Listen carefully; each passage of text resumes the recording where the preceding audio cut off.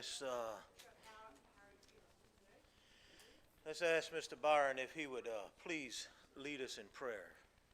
Let everybody please bow your head and close your eyes. Our precious and heavenly Father, we coming to you right now, my Father, to say thank you.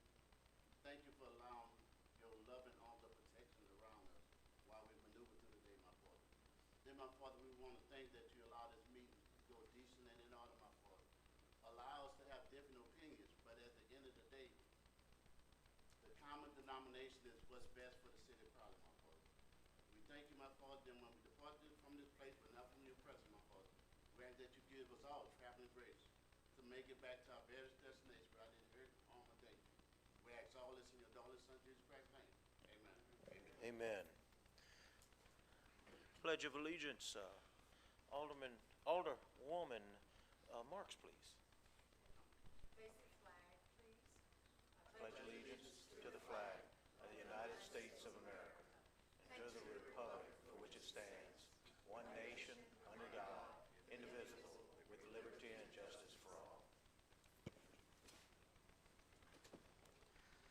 All right, Public Works, Alderman Dore, it's yours.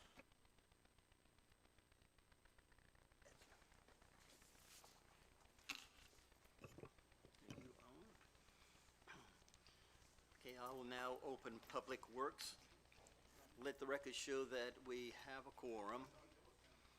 The first item to consider is, the first item on the agenda is Public Works Director Albert John. Good afternoon.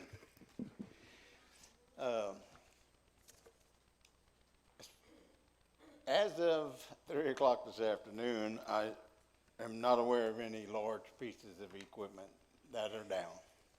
We've been steady in the shop, which is normal even with the mechanic being out a week. Mosquitoes.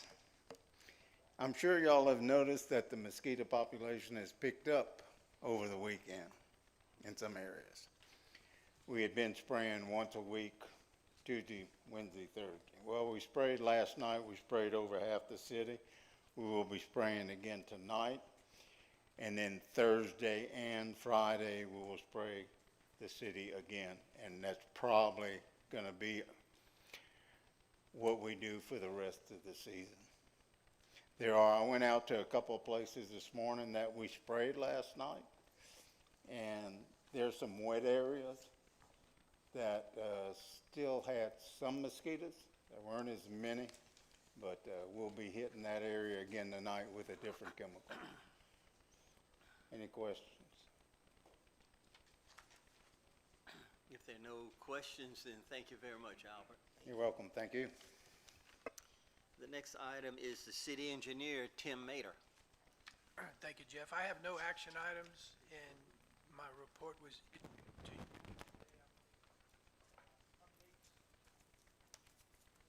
You're on.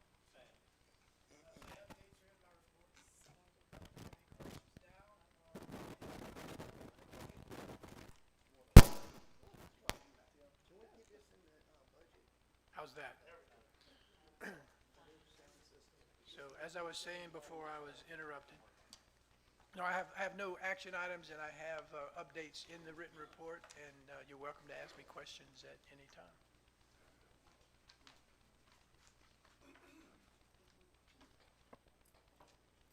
Anyone have questions?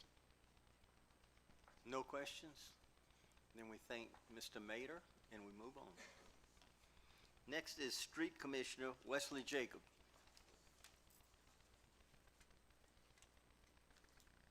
Hello, how y'all doing? Fine. It's August, so we don't need to talk much about grass because it is not gonna stop growing anytime soon, so we are on top of it. Trees, we're making a big push right before the hurricane season right now to start doing as many trees as we can. Spoke with the mayor this morning, spoke with Marty, we met. We're gonna try to put, not a freeze, but we're gonna try to screen new incoming tree requests so we can get caught up with what we already have. So unless it's like a big emergency, a tree's about to fall, we're gonna get back on our original list and try to clear it out as much as possible before hurricane season, well, it's hurricane season now, before something tragic happens. Ditches, we're still digging here and there, but we're doing a big push on trees, so I got that one excavator, we can't do both. But we have a few minor drainage issues, but nothing major like as far as a whole neighborhood like we used to have. Mr. Byron, Mr. Stepp, Mr. Mater went out, I think last week or week before, to the MLK Center and shot some elevations to see if we can figure out how to get that water out. He actually shot elevations to figure out how we can get the water out. We're gonna table it for right now just so we can get finished with the trees, but just know that I told y'all about that a few months ago. We was gonna try to do that. He has come and did it. We got the raw data. But we're just gonna wait a little while, let me get caught up on these trees. We're making a, Is that it? we're making a big push on blighted properties. We got 14, maybe 15 on the list that's ready to come down right now. In the last 2 weeks, we've taken down, I'm on number 8 today. I'll be finished with number 8 tomorrow. Mr. Brad, thank you. Mr. Brad came out, helped tear one down. It's me, myself, the mayor, and then Brad came help, but we've been doing all the tearing down. So we're doing blighted properties, grass, trees, drainage. We're trying to clean up as much as we can. As far as the candidates that's running unopposed, congratulations. Everybody else, I'd like to say good luck. I've been saying this since I've been in here. I think y'all work well together, so I just wanted to say that. Any questions on anything that I've talked about so far? Yes, I'd just like to thank you. You know, I went out on Friday and made an evaluation of the tree lopped over in the easement on 5th and Avenue N. Contacted you. I know you all came away from a project. I checked on it yesterday afternoon, and it was really a clean job. It looked good. It cleared the wires. I did have a conversation with the homeowner, as well as any notice. If you have trees on your private property, we don't cut those. So in preparation for hurricane season, it's recommended to get in touch with a tree arborist to take care of that. But we don't do that, and I appreciate that. I also want to thank you for letting me know about the issue on Northern between St. Michael's and North Side about the collapsing drainage, which is in dire need of attention. And I spoke with the mayor earlier today. We need to, if it hasn't already been done, I did speak with Ward 1, Katie Chasson, and sent pictures to cordon that off. That hole is huge, and if I'd have fell in it, I'd have been gone somewhere, maybe to the plant, but it's dangerous. We have a lot of kids going back to school. They walk to and from there, meet their brothers and sisters, and we just have a liability. So if that didn't get taken care of, we can do that really soon. I'll be glad to help. But thank you. You're doing a great job. Let's fence it off from driveway to driveway and sidewalk to road, just that whole area. Yeah. Mr. Martin, you got a question? Basically, a comment of thanks for putting up the sign for for the Robinson family. I was out of town and I got a call on it. I'm pretty sure you as well. They had their family reunion get together and they was all excited. So I just wanted to say kudos to you for doing that. You really made that day. And they called me with credit. I told them, no, we just bring it up. You know, it's like my dad used to say, even when you're about to be electrocuted, you don't thank the judge, you thank the executioner because he showed up for work. So, but anyway, just thank you. Now the next question, I spoke to Tessa. I don't know what committee it's gonna be with, Sid Wilson Senior. Which, That's this committee. is this one? Yeah, Okay. Public Works does that. Okay. All right. Well, we'll be bringing that up as well. All right, thank you, man. You got a question? Yes, Wesley, on East Ninth, 8th Street at Avenue H, along 8th, there's a pretty good pothole that's been formed, and I turned a work order in. Is that something to do with utilities or just a street failure in general? I honestly don't know what I think it was one of the grappler trucks, the parish trucks. I don't know. When it started forming, we're actually waiting on the contractor that has the street contract, El Fondo, to come down. Tim Crater has a list of some spots. I got some spots. Okay. That is on the list. Okay, great. We can go put some coal mix in it, but it's gonna crumble.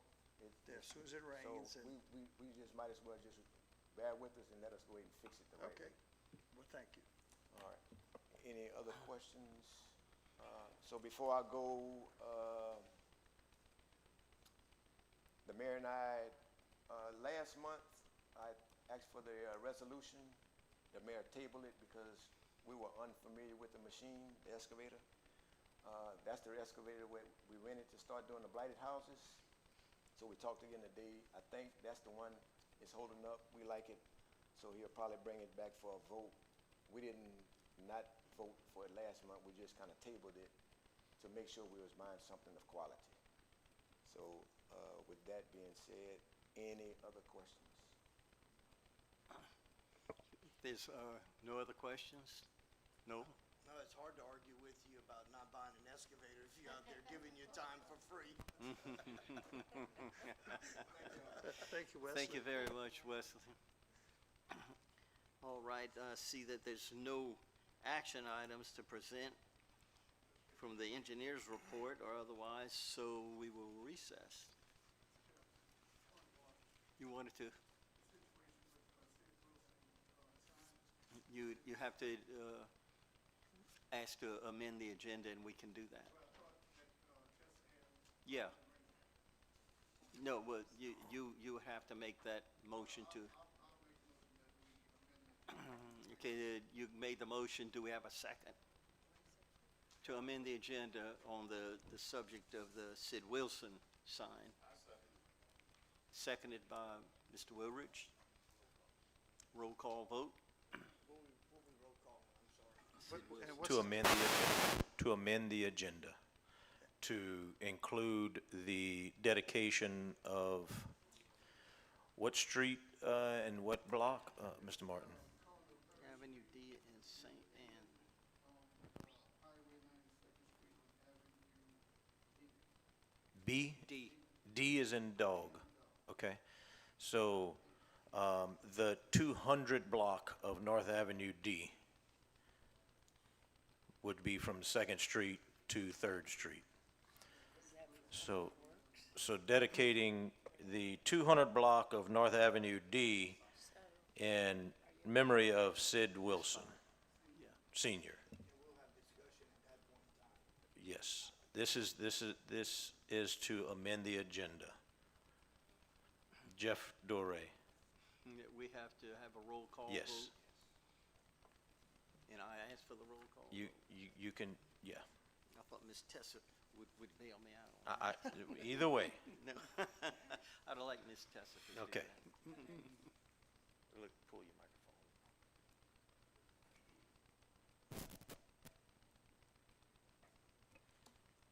Jeff Doré, Yes.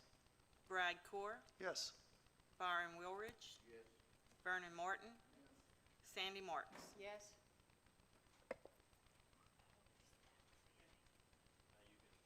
All right. Yeah, it passes, so now we have a motion to consider the dedication and have a motion to move it on to the next meeting, next week, full council. Byron made the motion. Second? We have a second from Mr. Stepp. All in favor? Aye. All opposed? Motion passes. All right, well, with nothing else to come for us, then we will recess. Thank you, sir. Utility Committee, Alderman Martin, please.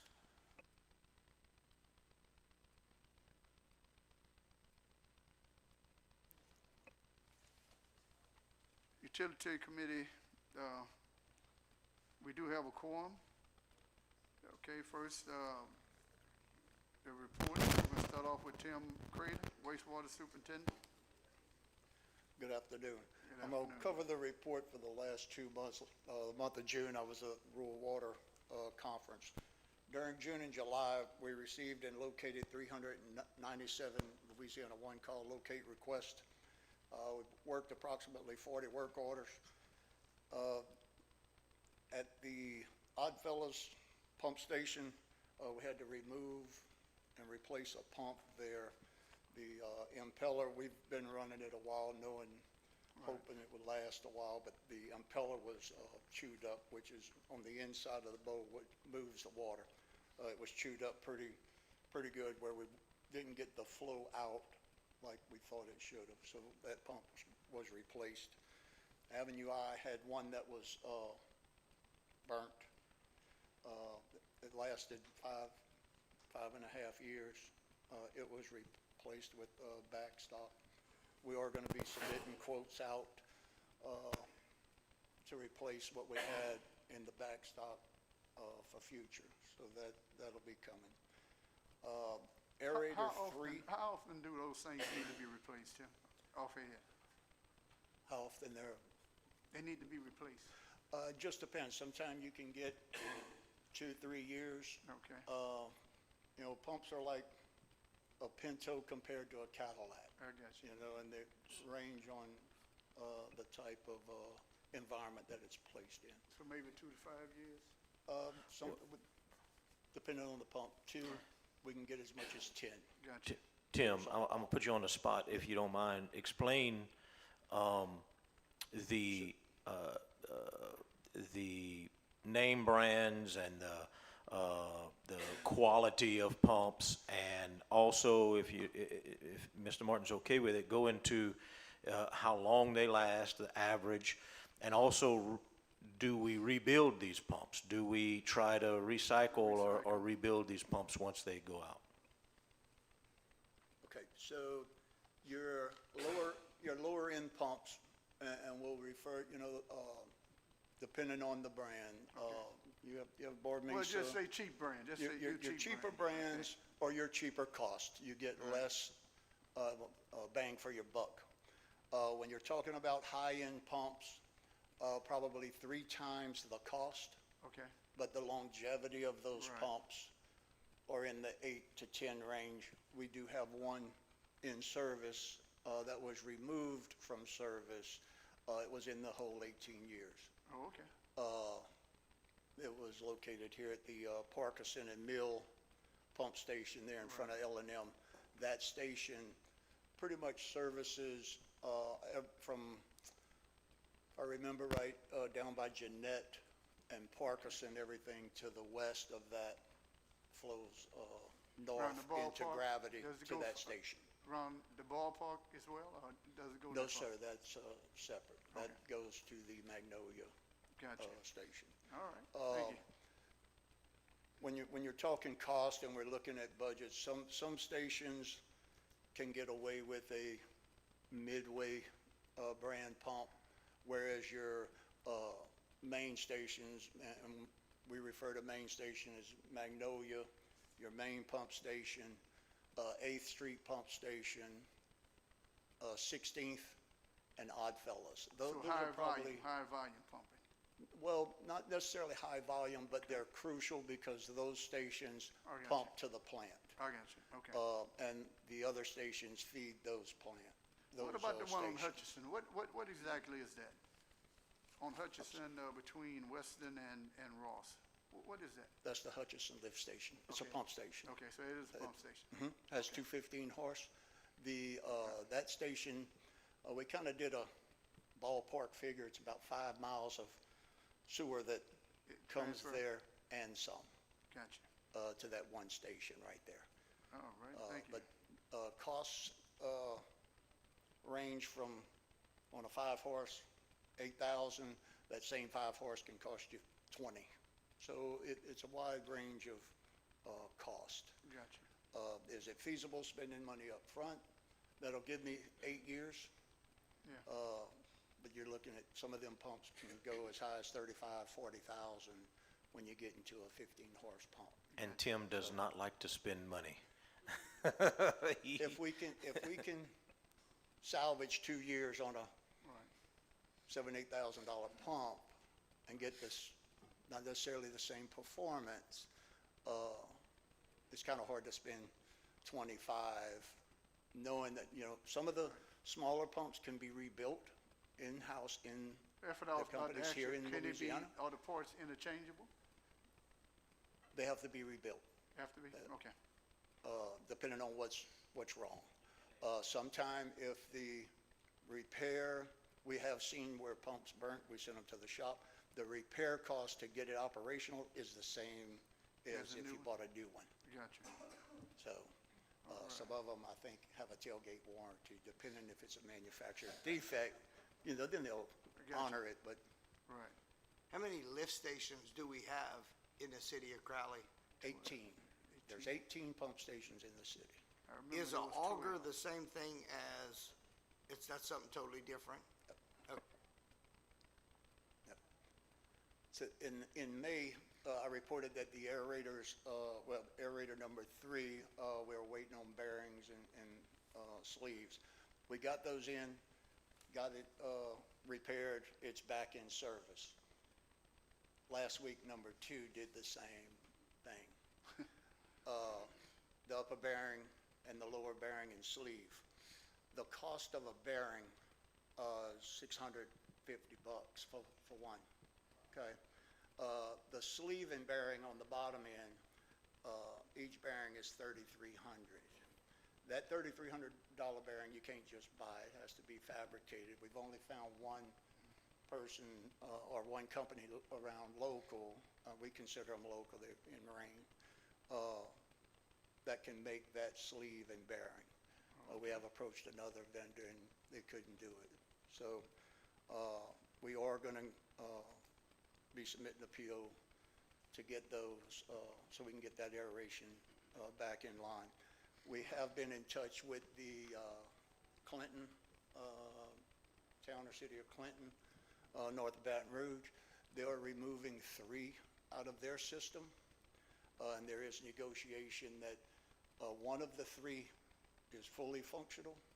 The other 2 that we can use for parts. If you remember, we had an agreement with Ioway. We went and picked up 2.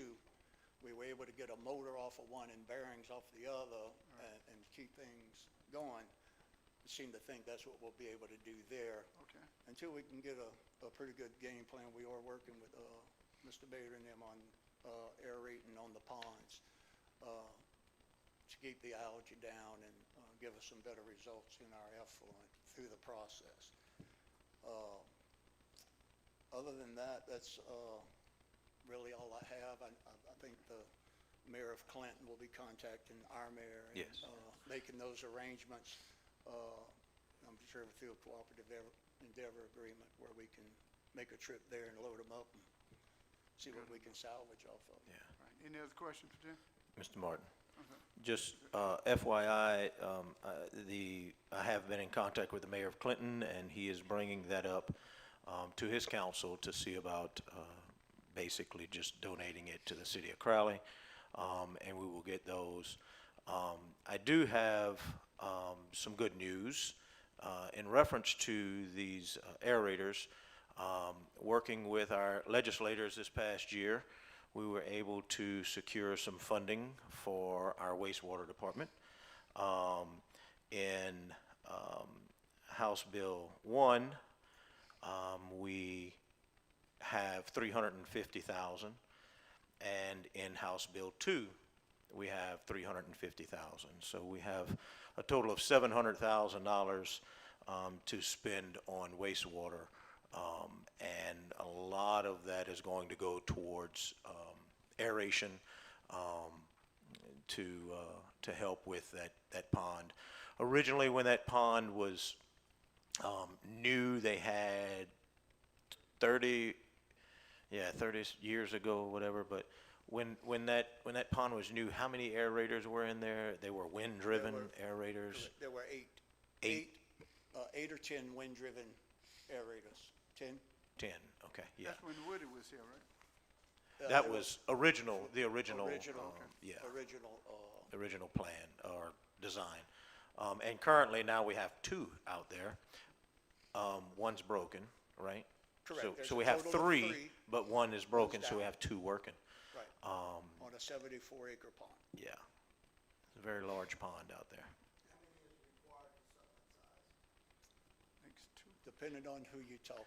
Yeah, and look, there's new technology today. Yes. Obviously, 30 years later, there's a lot of new technology, and those are some of the things that we're working through to find out what's our best option with it. And, you know, like I told Tim and some of the salesmen, I said, you know, look, I want to make sure that what we get is going to be good for the future too, and not just, 5 or 10 years down the road, and then we got to look at replacing something again. So certainly there's some new technology out there that hopefully we can make it work. I might point out, the aerators that are out there, or Airmaster aerators, they've been on the pond, if I'm not mistaken, 10 and a half, 11 years. Okay. Usually their span, talking with other operators, 8, 9, in that era. Could be why everyone's they're starting to fail. And they are expensive to upkeep. Once something breaks, they're hard to find the parts. The shaft, for example, we got to get that out of Houston, and it's specially made for that machine. So it does cost. Tim, you remember, I know it was in 2006, because I had to step off the council at the time when we had brought West Crowley and Bobby Smith 1 and 2. I don't remember, but didn't we supply the city with a lift station? I'm unaware of that. I think we did, we have, because I know we had to bore across, what is that, the road leading into so Westwood? what is that, John F. Kennedy? Yeah. Yep, but I think that goes direct gravity feed to the 8th Tim, you Street remember that? pump It's all station. gravity? Gravity Okay. feed, right. Yeah, because I remember we had to do that. Okay. Right. Yeah, Gotcha. the front homes on Capitol Avenue Okay. go across to the main there. Dejon Circle and the other road there goes Got it. to 8th Street. Right. All right. Thank you, man. Any other questions for Tim? Yes, I'd just like to ask Tim, I know we just came back from LMA and there were a lot of workshops, and in particular, if you just very briefly talk about the cyber attacks in relation to water. What are we looking at? Wait, can you The repeat that? cyber attacks at the workshop about, So we've been in touch through email. There have been cyber attacks to the PLCs of water and wastewater facilities. The PLC controls just about everything in that system. There has been no released details as to specifically what has occurred, but pretty much your PLC is what you communicate with from your phone or your SCADA system. SCADA? And it's, there's been no specifics as to what actually happened at different states. I'm unaware of anything happened in Louisiana. Our people that we deal with, well aware of it. We've spoke at length a couple of days ago about that. And we're protected to an extent We're pretty secure. We've got the correct. systems in Through- place. through the SCADA system. Yeah, and thank you very much for attending all the workshops that you did. I know you were very busy. It's interesting. It is. Thank you. Okay. Anything else? All right. Thank you, Tim. All right. Next, Tim Mader, City Engineer. Thanks, Deb. On page 11 of my report is the action item. Everything else is by way of updates. At the bottom of page 11, there's an item there regarding the Clean Water State Revolving Fund Program, for which we have made a pre-application, been approved for the pre-application and invited to submit a full application. We're in the process of preparing that full application now. One of the requirements of a full application, one of many requirements, is if the design work is to be funded, then there needs to be a contract in place when we submit the full application. And so this resolution, you should have received a copy from me in supporting documentation earlier, and I think there's one in your packet as well. It's a one-page resolution. It authorizes the mayor to enter into contracts required for professional engineering and funding program administration services for wastewater treatment system improvements and sewage collection system improvements under the Louisiana Department of Environmental Quality Clean Water State Revolving Loan Program. It would give the mayor the authority to enter into contracts with Mader Engineering for the development of plans and specifications. Well, Chairman, what I'll do, I'll go ahead and read it out. I'm gonna offer it and read it out as written right here. Is that how you want it? Yes, sir. All right.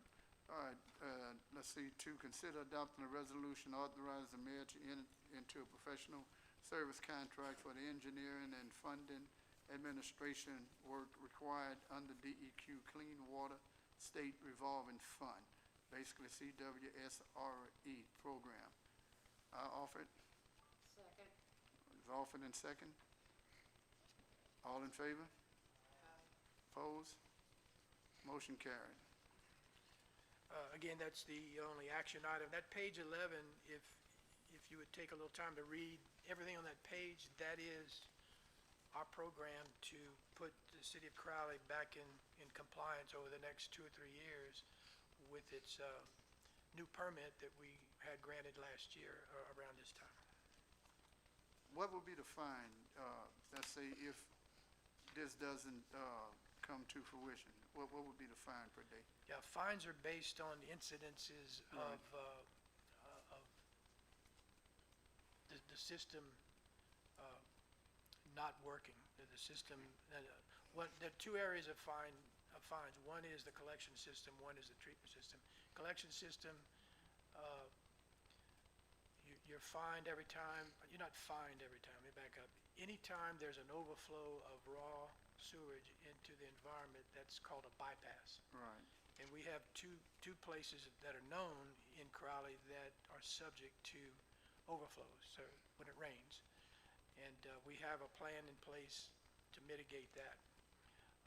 If we don't, eventually over time, DEQ will issue a compliance order, and we have to self-report those overflows, which Jim does very, very well and very thoroughly.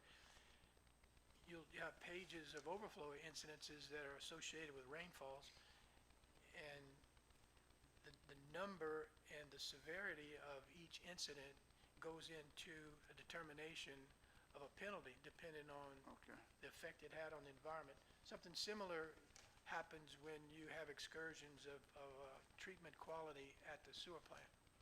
If you release more solids, if you don't maintain dissolved oxygen, we're talking about aerators, those things are in a month's time exceeding the permit limits, then that information is collected just like the overflows. And so the damage to the environment is assessed very subjectively, and then we negotiate the penalty. We've done that in the past. Over the last 25, 30 years, we've had to negotiate a list of excursions, a list of overflows, and of course the trick there is to lowball it, to explain how those things did not have a serious effect on the environment, but admit that either raw sewage was released or partially treated sewage was released into the environment. So they're looking for contamination, in other words? Nothing specific. We have to prepare what's called a matrix of here are the things that happened, and here are the across the top of that is the effect it had on the environment. And it goes into a numerical rating system, and then you come out with bottom line numbers that express in the totals the severity of the excursions, the severity of the number of times there was an overflow, that kind of thing. Again, I used the word subjective a while ago, extremely subjective, how we look at what happened and try to make that number low, and so the penalty will be low, and DEQ looks at it and says, well, we don't think that your judgment here is quite right, and it's a negotiation. Okay. In the past, we've been able to submit this matrix without a whole lot of pushback from DEQ. Right. They What's the pretty difference much between the one, what was that, the WPP, whatever, is that the same type reporting? Oh, MWPP? Yeah, MWPP, yeah. Yeah, that MWPP is required to show how well your system is Okay. performing every year. Every year, okay. And this one's how many years? This one here? We do this every year, the one that you are requiring the resolution for, we do that every year? The resolution is for us to gain funding so we can Right. correct some of these problems. Okay, all right, thank you. Yeah, you're welcome. All right, any other thing? Yes, I want to ask Tim about the compliance. What percent, where are we in that process? You said earlier that we could move forward in becoming compliant with our permit. What progress have we made thus far? Every 3 months, we have to submit a quarterly report, which actually answers that question. What are we doing? Right now, we're in the funding phase. We think that the EPA will go along for a period of time with being, of approving our efforts to get money. They know that these things don't happen just because you snap your fingers and they have to happen. They know that funding is very important. So we're in a part of the next 5 years that we're going after funding, and we have to explain how we're doing that and what the progress is. And we've made progress. We had that LCDBG funding, $2 million. We reported that a couple of months ago. That was big. We can report in that quarterly report that funding has been secured. We're going after that state revolving fund money. We've got a pre-application approved. We could report that. They see that we're not just sitting on our hands and that we're trying to get the resources we need to do it. And that's not to be unexpected. There are communities out there that don't do anything. So we're showing every effort that can be made to be able to do what needs to be done. We laid out on that page 11 is exactly what we're telling them we're going to do, and they expect it to be done. At some point, they're going to say, you're not doing enough.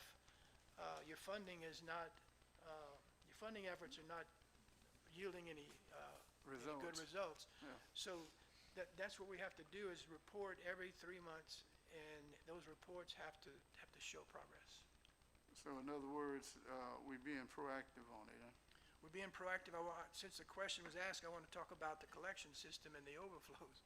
Is that the objectivity of it versus the subjectivity of it? Is that what you're going to present? This is probably a good combination of both, but I want to talk about the overflows, and I won't take a whole lot of time to do it, but overflows we're attacking through finding a way to collect the overflows when they happen, put them in a detention pond that's already existing and has the capacity to take it, and then release it back into the collection system. That's handling it before it gets into the environment.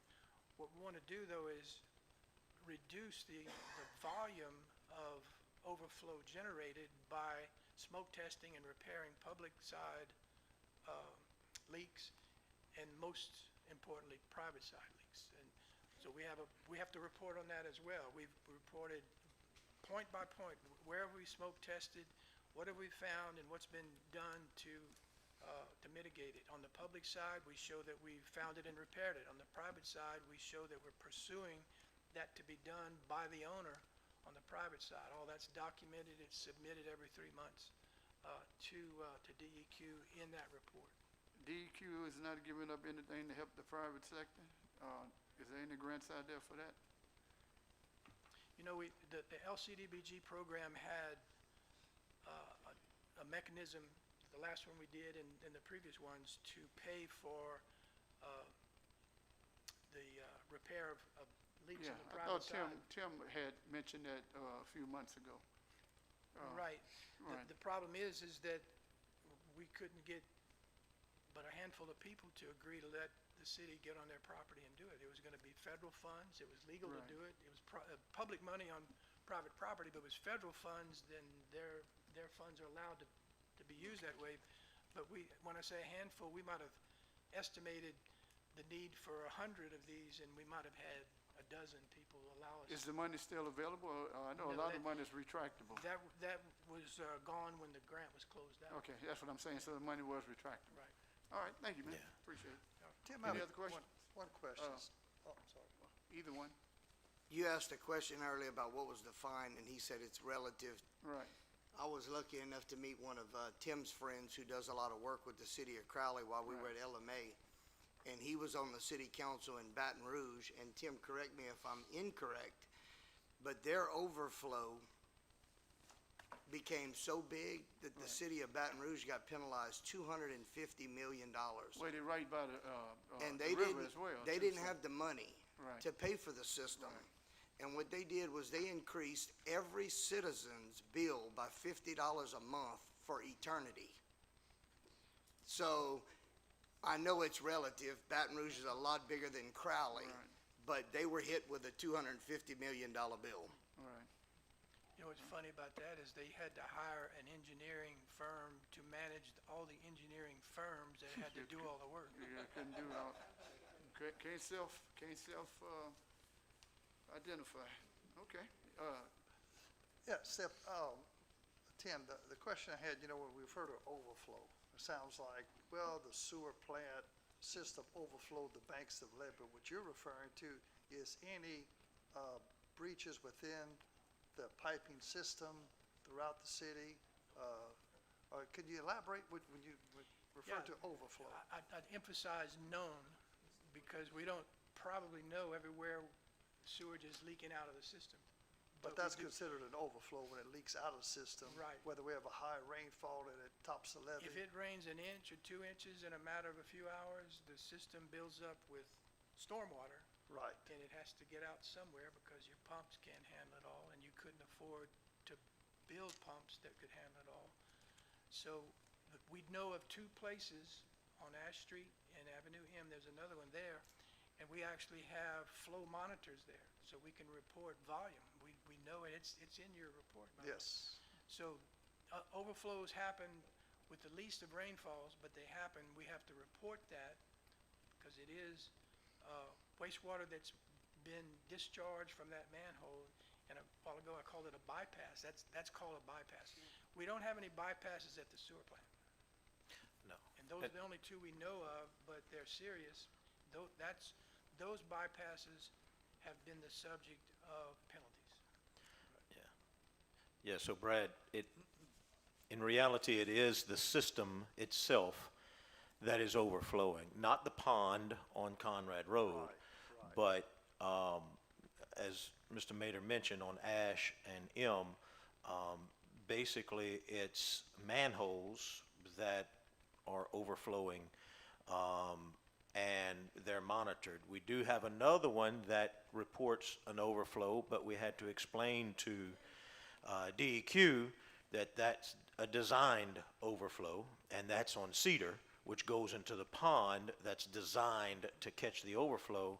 And then as the water recedes in the system, it flows back into that pump station, and then it's pumped to the system. So when we had to explain to DEQ that, yeah, you see that one, but that's the design of it. And so don't ding us for that overflow, because that's, It's an overflow, not a bypass. yeah, yeah. Mr. Martin, you, go ahead. Yeah, anything else? Yes, I wanted to ask, I'm sorry, Brad, did you want to, relative to the overflow and the bypass, what level on the rain gauge does it show before our administrator and you and the mayor know we're going to have overflow? you don't need a rain gauge. You know, again, if it rains an inch in an hour, then there are going to be overflows. Inch in an hour is a lot of rain, but An inch in an hour is gonna fill up ditches beyond their capacity also. And that stormwater's getting into the wastewater system through breaches, leaks, what have you. right, it's basically an old clay pipe system. The clay is a brittle material. The clays shift underground. Roots get into the joints deteriorate. You fix 2 or 3 here, you develop 4 or 5 new ones here. Yeah, I mean, there's even manholes that are still brick, built by Yeah. brick. Yeah, that's Brick by brick, those manholes were built 100 years ago, whenever the system was built. And obviously now those brick manholes, you can literally open them in a rain or after a rain, and you can see water seeping into those manholes. And it doesn't look like a lot coming into one manhole, but throughout the city, it overpowers the system.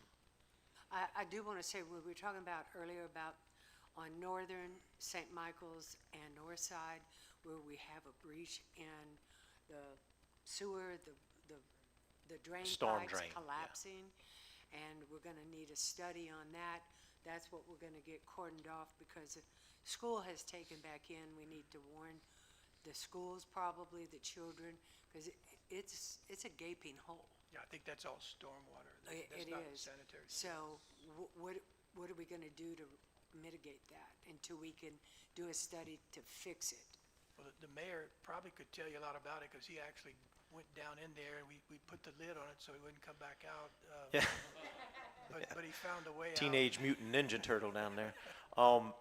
When that storm drain system was built, and I don't know when that was, but the top, it's a very large void there, and this should have been in Alderman Dore's committee, but if you don't mind, Mr. Martin, it's a very large area where double barrel, what is it,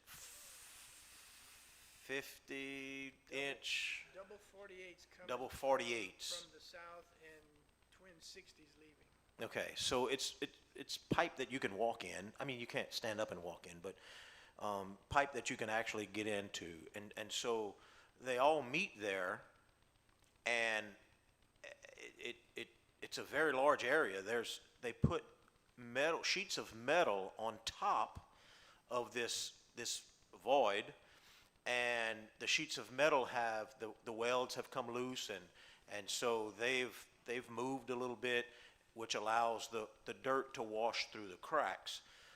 Under there's actually cinder blocks, chimneys, if you will, or stacks of cinder blocks that hold up some of that.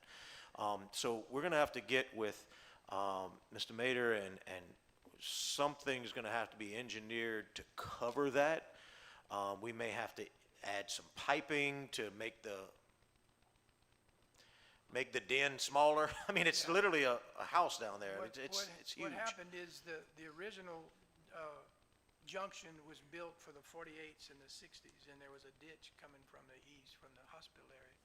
Then comes along the school and north side church and its expansion, and that ditch was filled in and connected from the east. And when that was connected from the east, that's when somebody, I can tell you that I don't think anybody with the city was involved in it, is they enlarged that junction, but did it in a sloppy way. What the mayor just described is the way it was enlarged. It was enlarged, and these metal plates were put as the top, and they sagged, and then somebody came in and said, well, it's sagging too much, we're gonna put Cinder blocks.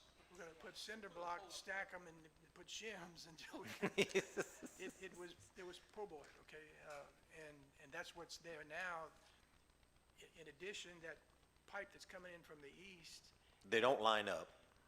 they don't line They up, don't. and there's a washout happening there, and that's what you see at the Yeah, surface. it's a big mess there. And I know, Mayor, thank you, I know you've been getting ahead of this for a while. It does look like a sinkhole happening. My main concern, it is, it definitely it is, I saw that. A washout, yeah. A washout. Yeah. We definitely want to inform the public in the schools to please be careful. It's an accident waiting to happen, Yeah. truly. We'll have it fenced off It sounds like immediately. something needs to be done adequate but temporary so that the permanent thing can be done. Because Yeah. the permanent thing is gonna be extremely expensive. Now we build a junction box that should have the right reinforced concrete top, et cetera. That's. Yes. Talking about 300,000? No, but maybe a third of that. Yeah. Yeah. All right, Tim, well, my final question is, on the, retention pond in South Crowley. What size pipes, is that the 4-inch, with the gravity, drain? What size pipes are those? Yeah, the minimum public, main line is 8. 8? Yeah. Okay, I thought, I know it was between, 6 and 8. Okay, and, yeah, all right, thank you, man. Anything else to come? You bet, you're welcome. Mr. Martin, if you finish with that, I want to update on the LAWCO situation and water Have at it. bills. Have at it. A couple of two and a half weeks ago, I called LAWCO or sent an email to LAWCO to have a meeting with them in reference to the extremely high water bills. And those water bills, those high water bills didn't seem to target any area of the city or neighborhood. It really was scattered throughout the city. And so when I sent the email to the Crowley office, I asked for Baton Rouge to also be in that meeting. For those of you who aren't aware, Baton Rouge Water is the mothership of LAWCO. Excuse me. And so I wanted to make sure that some decision makers were in that meeting also. And while waiting for that meeting to happen, we advertised and asked the people who had an extremely high water bill to either drop them off at City Hall or email them to me. And we compiled a list of probably 100 or so water bills, and that's just the ones that were turned into us. When we met with LAWCO, I gave them those water bills and I asked them a few questions. One was, how did this happen? Why did this happen? What are we going to do to remedy this? And what are we going to do going forward so that it doesn't happen again? And I'll be honest with you, I didn't really get much more than excuses in that meeting. And so from there, I called the Public Service Commission. I called the Baton Rouge office, and that didn't go too well, so I called the Crowley office. They were very responsive. And since then, I've been in communication with them multiple times, and they have been investigating this situation quite a bit. I actually met with them today, and spoke with them today, and I will be attending the Public Service Commission meeting on tomorrow. 9 a.m. tomorrow morning is the Public Service Commission in Baton Rouge, their monthly meeting. And I want to ask the same questions. How did this happen? How are we going to prevent it from happening again? Some of the excuses I got was that, and I really think this is the truth, but I don't think they're being completely honest with me. They said that they have been estimating bills for about 3 months. They didn't have any meter readers, and that the computer took and estimated each account's bill since no longer than March. And looking at those bills, many of those bills, I asked why, and I can understand if they estimated 3 months and they underestimated, then the current month, they actually read the meter and the 3 previous months were unestimated, so they basically caught up with all of that in 1 month. But I asked them, I said, how can some of these accounts, Barney and I went and visited a lady again this evening that called, how is it that she used 10 or 15,000 gallons of water extra in just 3 months? And there were many of those in that situation. And the answer I got was, well, maybe they had a leak during those 3 months. I said, wait, all of these people in Crowley had a leak? Well, he said that's, less than 1% of the connections. I said, you can't make me believe that. You cannot make me believe that all of these people had a leak. In fact, I know for a fact many of these people didn't have a leak. Marty actually showed up at some of these people's homes and noticed the meter not running, not turning. And these people have not gotten a plumber to go and fix a leak, and now their now current bill is back to normal. I think what happened, or what has been happening, is they've been estimating for far too long, much farther than March. I found out from Public Service Commission that they did not have permission to estimate, and they were not supposed to estimate. There is a law, a state law, that states that they can estimate utility bills with permission from the Public Service Commission. However, that law is intended for storms, if a flood or a hurricane, and they can't physically get to many of these meters.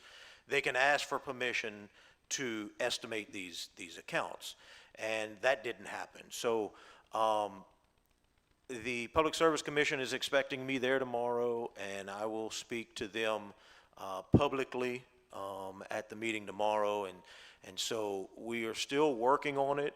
I'm still looking for a solution. I've asked LAWCO to consider putting automated meters. And to give you an idea of the excuses that I got, the excuse why, well, with meter readers, when the meter reader notices a high usage of water when he reads the meter, they immediately knock on the door. I said, but you didn't have a meter reader. So that didn't work. Automated meters are expensive. And so we have a little over 5,500 connections in our city. But I would hope that they would do something to prevent this from happening. I've also asked them, and I don't know if they'll do it, and I don't know what authority I have to make it happen, but I've also asked them to unlock that door in South Crowley so that people can actually go inside and get some customer service. So just so y'all know, we are continuing to work through the Public Service Commission now with LAWCO on these high bills. With all due respect to what you just said, I myself, I got a bill for $150. One of my vehicles was parked over the meter. Well, they always say it's not what you know, it's who you know. Well, I made a few phone calls in Baton Rouge. All of a sudden, I get a bill for $48.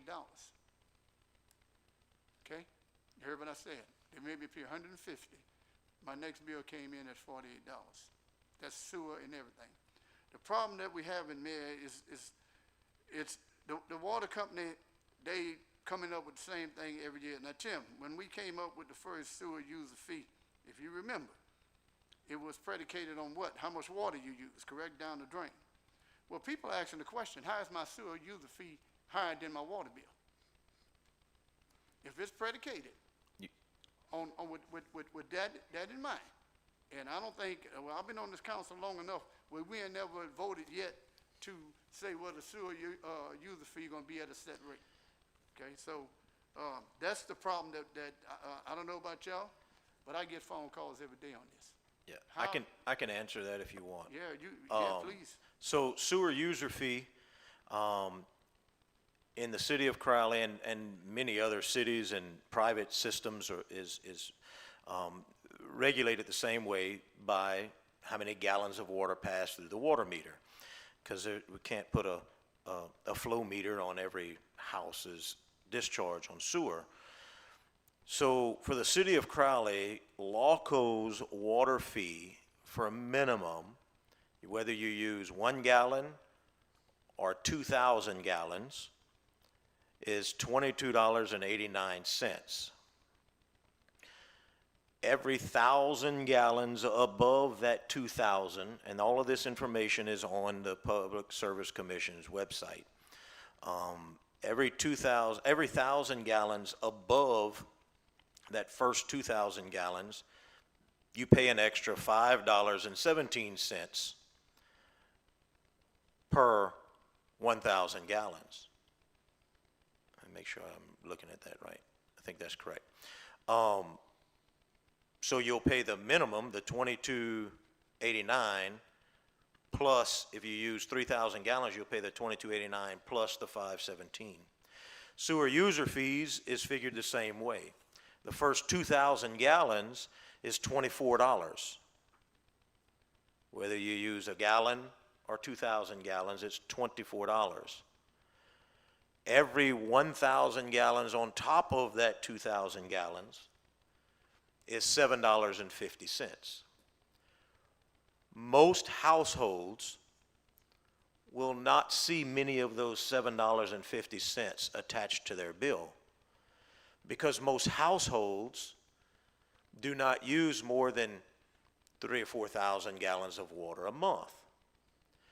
What's happened in the past month or two now with these extremely high water usage, I'm going to call it water usage bills, because the usage, every unit on a water bill is 100 gallons. And so when you're looking at a household showing that they used 10,000 gallons, certainly your sewer user fee is going to become more than your water fee, because for every 1,000 gallons above the 2,000, it costs you $7.50. So if you've got 10,000 gallons, that's $7.50 times 8 on top of the $24. That's why the sewer user fees are looking, or not looking, but they are more than the water bills right now. Only businesses see that much.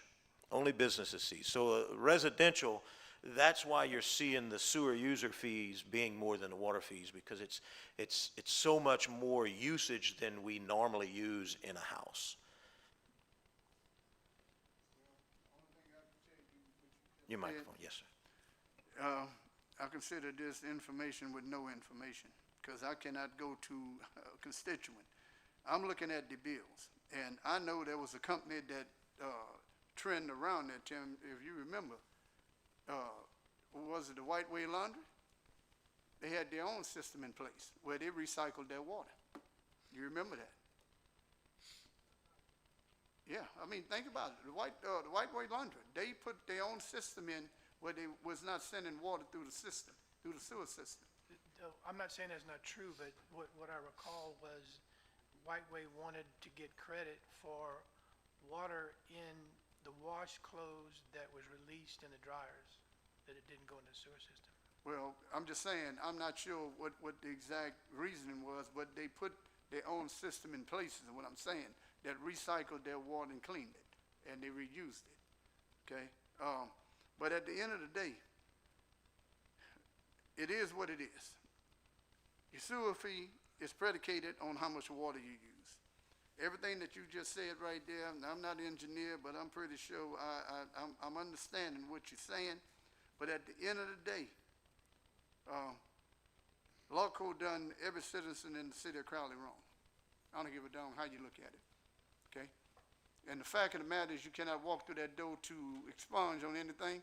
That's another slap in the face, all right? I've had people even call on all parts of Crowley. Hey, maybe we need to look into another water system. Okay, well, I don't know how many water systems they have. I know Tessie, but that's a private whatever, because I think we use them in one of the subdivisions. But right now, our main problem is we letting the inmates run the asylum, and it's time to stop it. They need to be held accountable. I don't care how you look at it. You're taking money from citizens that already cannot afford the fees, and you're adding on to it. So that's just my synopsis of it. Quick, so, just so I'm clear, what you just said was even if Lawco's bills get back to being correct, if you're in that 2,000 and under, your sewer user fee is still gonna be $2 more than what your water bill is.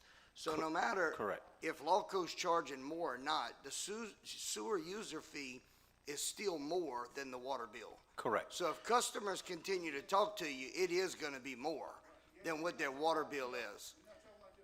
Right.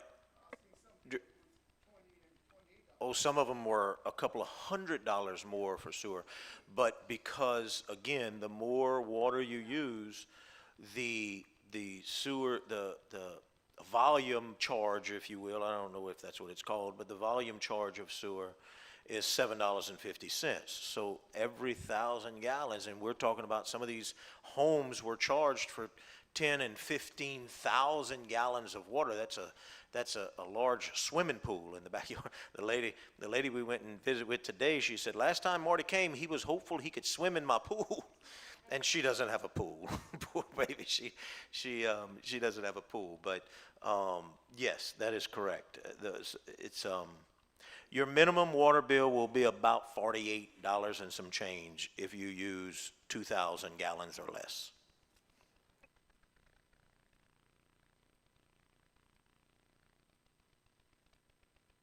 Your microphone, Mr. Martin. Well, we will recess.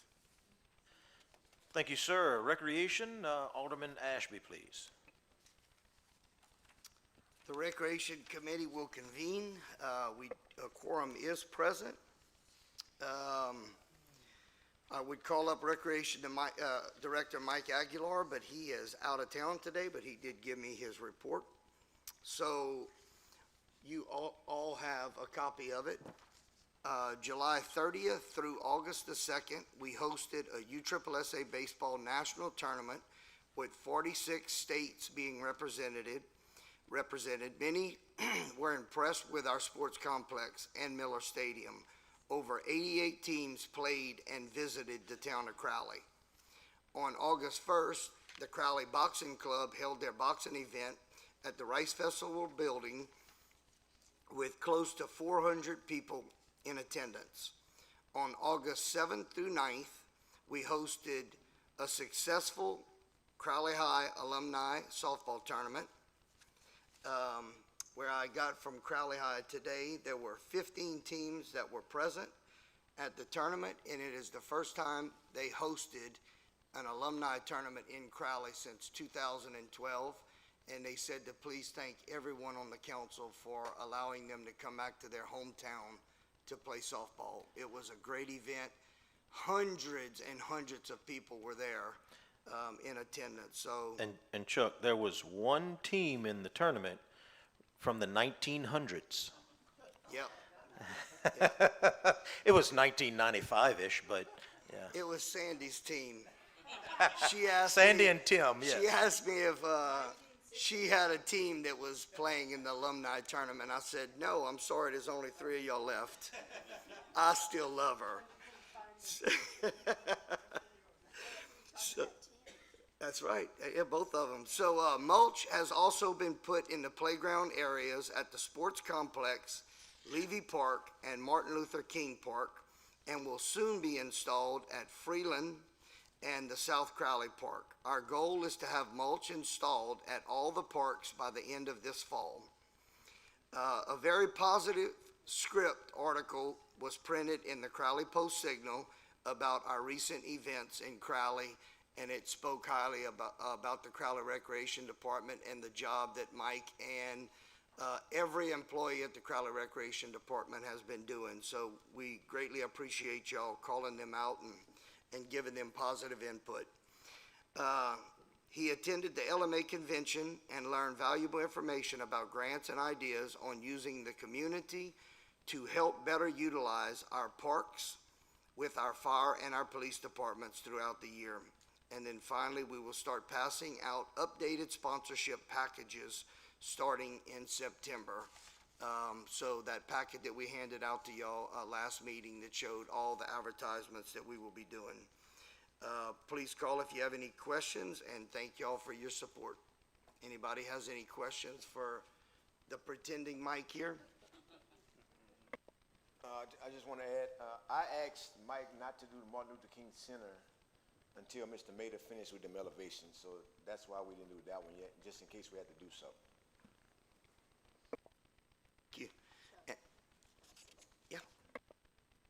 I just want to say that the mayor invited Mike to speak at the Crowley Rotary Club today, and he did an outstanding job. I think all of us forget to talk about the good things that are happening here. We get caught up on all of the negative things. He has a lot of experience. He has a lot of contacts. He's got a lot of plans. Our recreation department is a huge asset for our city, and I appreciate it. Thank you. Thank you. I did ask Ms. Proctor how Martin Luther King Park looked, and she said it looked amazing with that new wood bark in the playground set, so thank you. Any other questions for Mike? All right. Next, Tim Mader.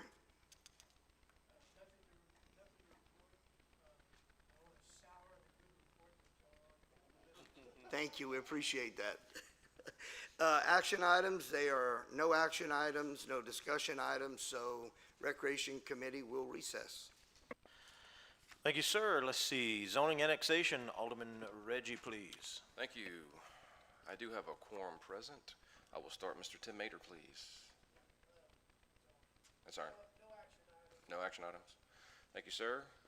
And on my list, I have no action items and I have no discussion items. Anything for zoning? I will recess. Thank you, sir. Public safety, Alderman Core.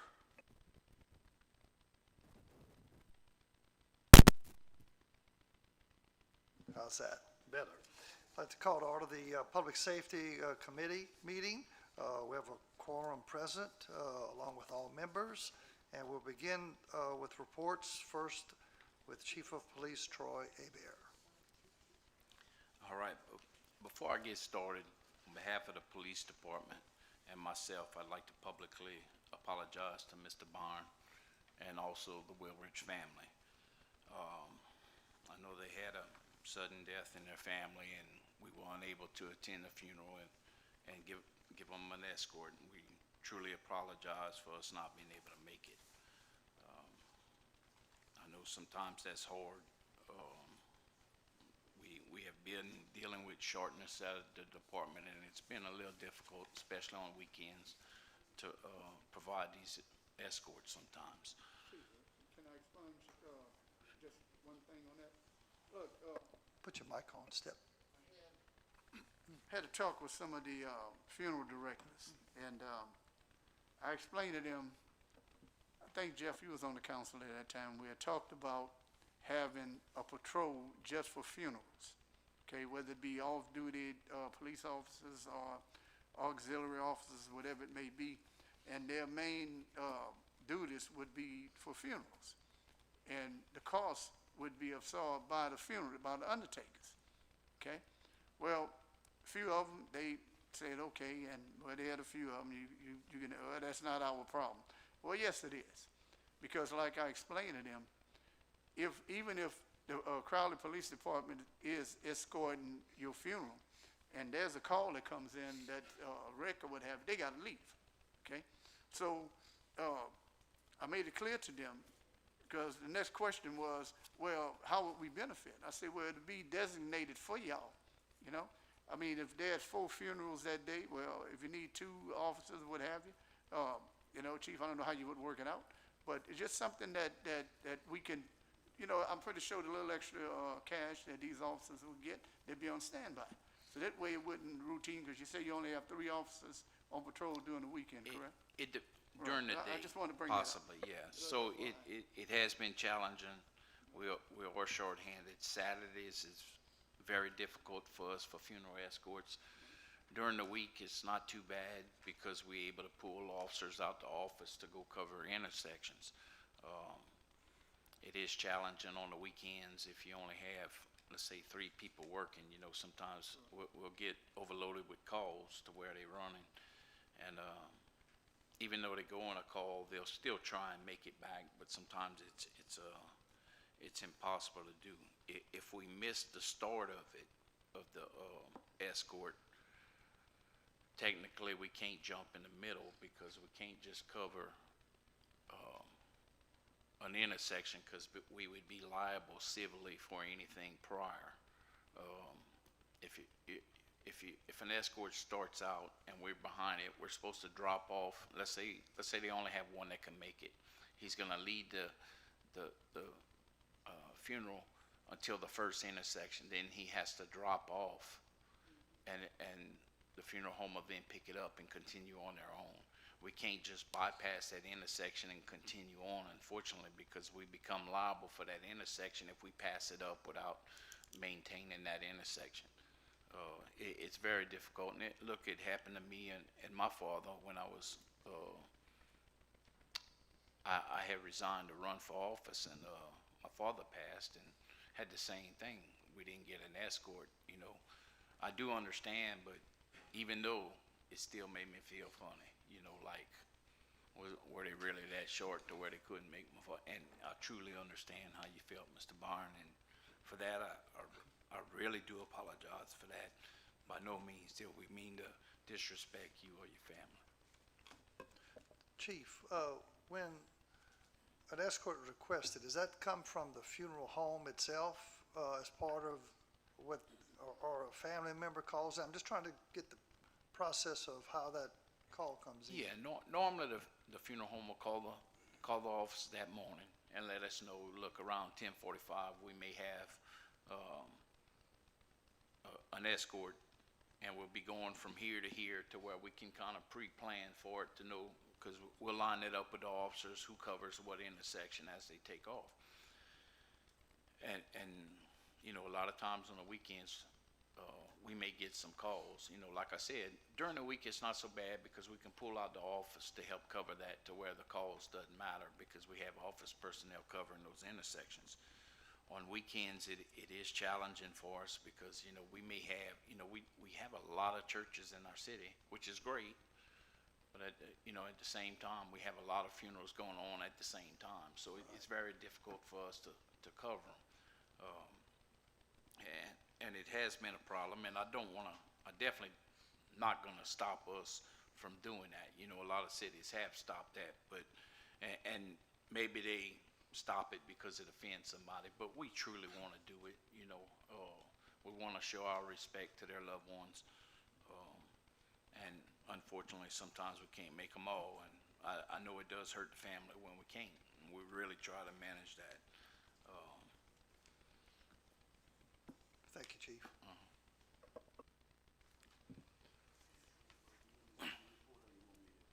You can. Oh, you can comment. I think we're losing the big picture, though. I don't have no problem they're not escorting. Because I told them whoever the dispatch was, I'm going to do what I have to do. And I did. The big picture is not getting a phone call back. That's the big picture. Whoever was the dispatch didn't call me back, and I called you and text you, and you didn't call or text me back. That's the biggest picture. We all want to say we elected officials, and I understand we busy, but common courtesy is to get a call back or a text, period. And that's what the hurting part is. You're correct, and when I noticed it on my phone, I should've called you back. I was cutting grass that morning, and, I didn't hear the phone. And I noticed it that evening, and it was kinda late, and I should've called you. And I text you I, Sunday.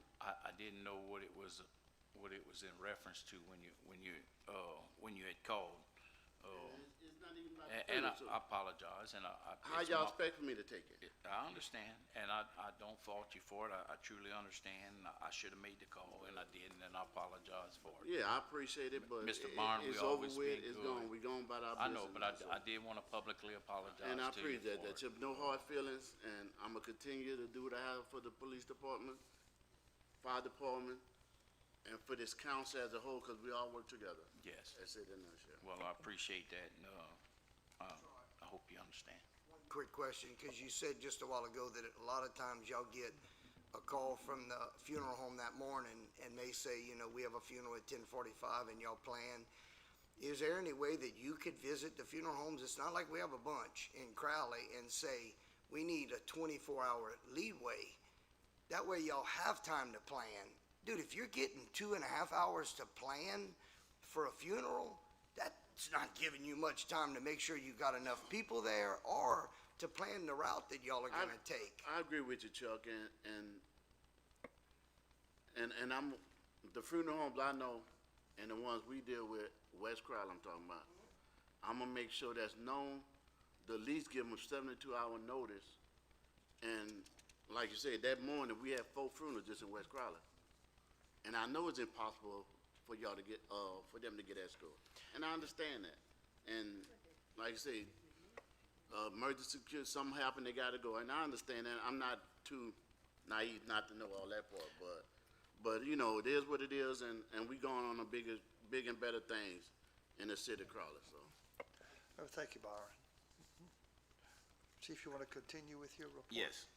Okay, so the month of July, we answered 823 calls.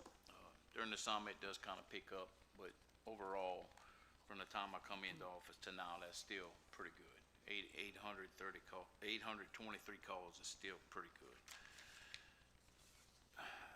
We're still having problems with the misdemeanor thefts. Yes, we were able to reduce our burglaries by 55%. Our shootings, man, is at an all-time low.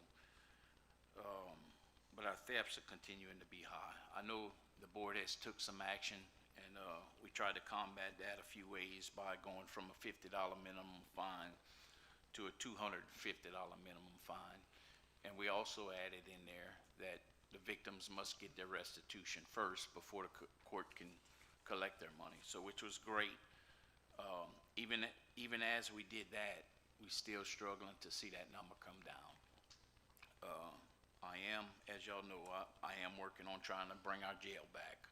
I think it's important to hold these people accountable. We will have to revisit the evidence locker and maybe have to do something on the grounds here to where we can move that evidence over to where we can bring our jail back. Our jail is needed. It'll help have some accountability in our community. If we do, instead of us issuing citations for thefts, we can bring them in, make them post a bond. If they can't post a bond, they'll have to sit there till their court date is available. The positive side of that, you know, accountability. Another positive side, we can get some DOCs for the dorm side. We can bring them in and we can use them in our community to do things similar to what Terrain doing. We can use them in the parks, in the graveyard, wherever we need them, we can use them. We'll just have to provide a security to watch them, you know, which is a whole lot cheaper. You know, you're paying for one person, you got 8 of them working. So not only that, it also help with the blight. We can clean the ditches out, weed eat the ditches, whatever we need done, we can use that. Even some manual labor with, you know, sidewalks and stuff in the parks, you know, they could frame that up. It can really be beneficial. So I know it's still election time and I'm in the middle of it, but at the same time, I'm still gonna plan on working on that even through the election cycle. I think it's important for our city. is definitely needed. I hope I have y'all support to look at building a building for our evidence and, moving forward with that project also. I'd also like to, we have been sending some officers to training.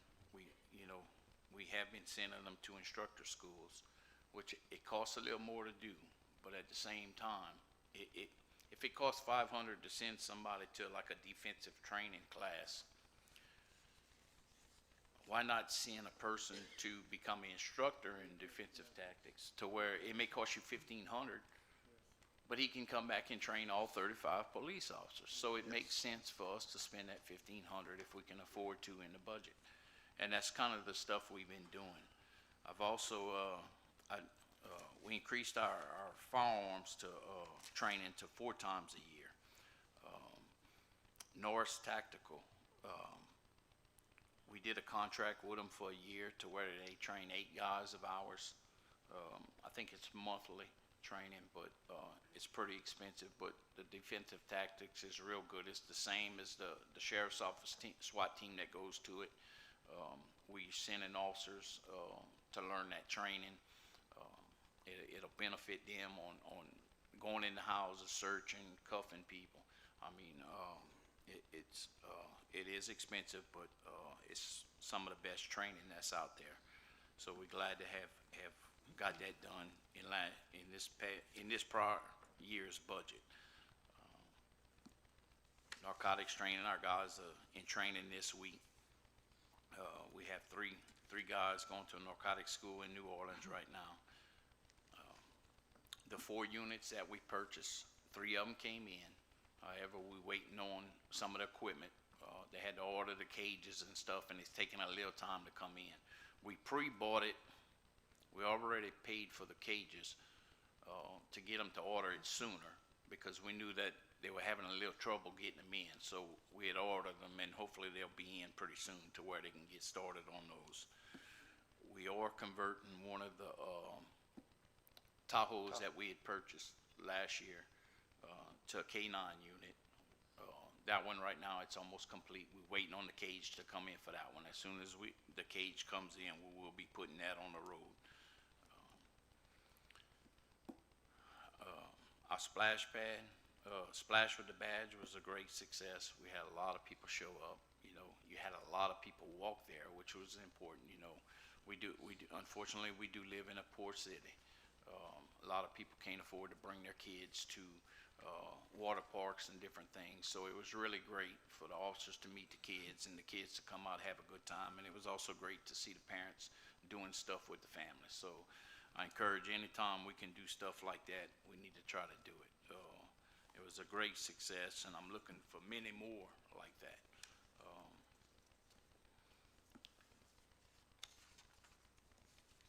On the traffic violations, they issued 38 traffic violations, 683 TED violations. We had 33 narcotics arrests for the month. So, yeah, they've been pretty busy. Hats off to them. Even with us going through the shortage, our guys really step up and really do an amazing job to make sure that we're protected. Hats off to them for filling in when we're short and different things. They really are doing an amazing job. Some of the different agencies, Lafayette looking at increasing their, since we got the raise, they increased their raise, and then they increasing it again. So we're starting to get a bigger gap. We really need to start paying close attention. And some of the stuff I'm looking at may be like, it's very difficult for us to be able to give these big raises all at one time. I think, a lot of times we need to look at maybe when we give these 2% raises, if we would put it on the starting pay, it truly wouldn't be so bad. It'd be very minor. If you added it to the starting pay, you would have a slow increase. You wouldn't notice it if you wait 4 or 5 years. That's bad. Trying to give a 10% raise is almost impossible. It's very hard to do, but if you do a 2%, you give that 2% to the starting pay, it if you gave it 2%, everybody gets it anyway. If you added it to the starting pay, you wouldn't feel it till another slot came open. And it would only be 2% of that salary. It's kind of almost a no-brainer. So I think it's something we truly need to look at, and I do plan on looking at in the future too. I'm not saying we gotta do it tomorrow or nothing. I'm just, it's stuff I do look at when it comes to that. It's being able to keep up with our other agencies. I went to the Chiefs Convention, a couple weeks ago, and, all the chiefs are battling the same thing. Spoke to the sheriff's like 6 short. Eunice is like 6, 7 short. Jennings is short. Everybody's short. So I mean, it's a battle all the way around for everybody. So we are, you know, we hadn't lowered our standards for hiring anybody. We maintaining our standards. I don't want to reduce our standards. I refuse to do that. So when you're talking about doing a 2% raise on starting, and I don't want to get into this tonight, we're just talking about it. You're talking about the base at where they started. Yeah, so if you give a 2%, just like you would, like, let's say you gave it a 3% or whatever, or 2% now, right? Everybody gets the 2%. However, if you did all the department at 2%, like sometimes it's done where if there's enough money, they give a 2% basically across the board. Those new hires would get it too. However, if somebody was to quit and a new guy would come on, he would start at that same base salary. So it really wouldn't cost you. So if you started $3,000 base salary, even your captains would get a 2% raise on a $3,000 starting salary. They're getting a 2% raise anyway. When you give the 2%, they're getting it on their captain's salary anyway. It's not going to change anything. It's like common sense, man. I'll get you all the cost difference. Oh, it's a In huge the cost current, difference. in the current proposed budget, there's a 3% salary increase for every city employee across the board, except anyone who has not been here for more than 6 months. But I'll get you all a cost of the cost difference of that, whether you put it for each employee or you put it on the base. Because if you put it on the base, that brings every promotion up also, because it's a 5 in the police department. Speaking of just police, because police and fire are structured differently, but there's a 5% increase for each rank. So when you bring the base up, you have to remember that next rank, that is going to increase 5% above that base. The next rank is 5% above that, 5% above that. It is always less expensive to give across the board than it is on the base. There's a reason why, and listen, I come from a city employee, and my goal the past 4 years is to raise salaries, which we have done substantially. And I'm willing to do as much as we can. We can't do anything without our city employees, nothing. But we also have to be able to afford to write those checks to give to those employees. And so it does cost more to give a base raise than it does to give a across-the-board raise. It certainly does. I'll get those numbers for y'all. Thank you, Mayor. One more question. Is there a law that says evidence has to stay on the grounds of the police station? I'm just asking because I don't know what the law is. And then I have a question to follow up once you answer. There's no statute that I know of, but the liability increases if it does. So the issue that you have with all that, Chuck, is chain of custody. So for you to introduce evidence in court, you have to be able to establish a chain of custody of that evidence. So you have to be able to show that it went from, for example, a DWI. I mean, when there's a DWI prosecuted, that blood sample that was taken, if there's a blood sample or breath analysis, I mean, that sample, there's a chain of custody. Somebody actually signs a chain of custody.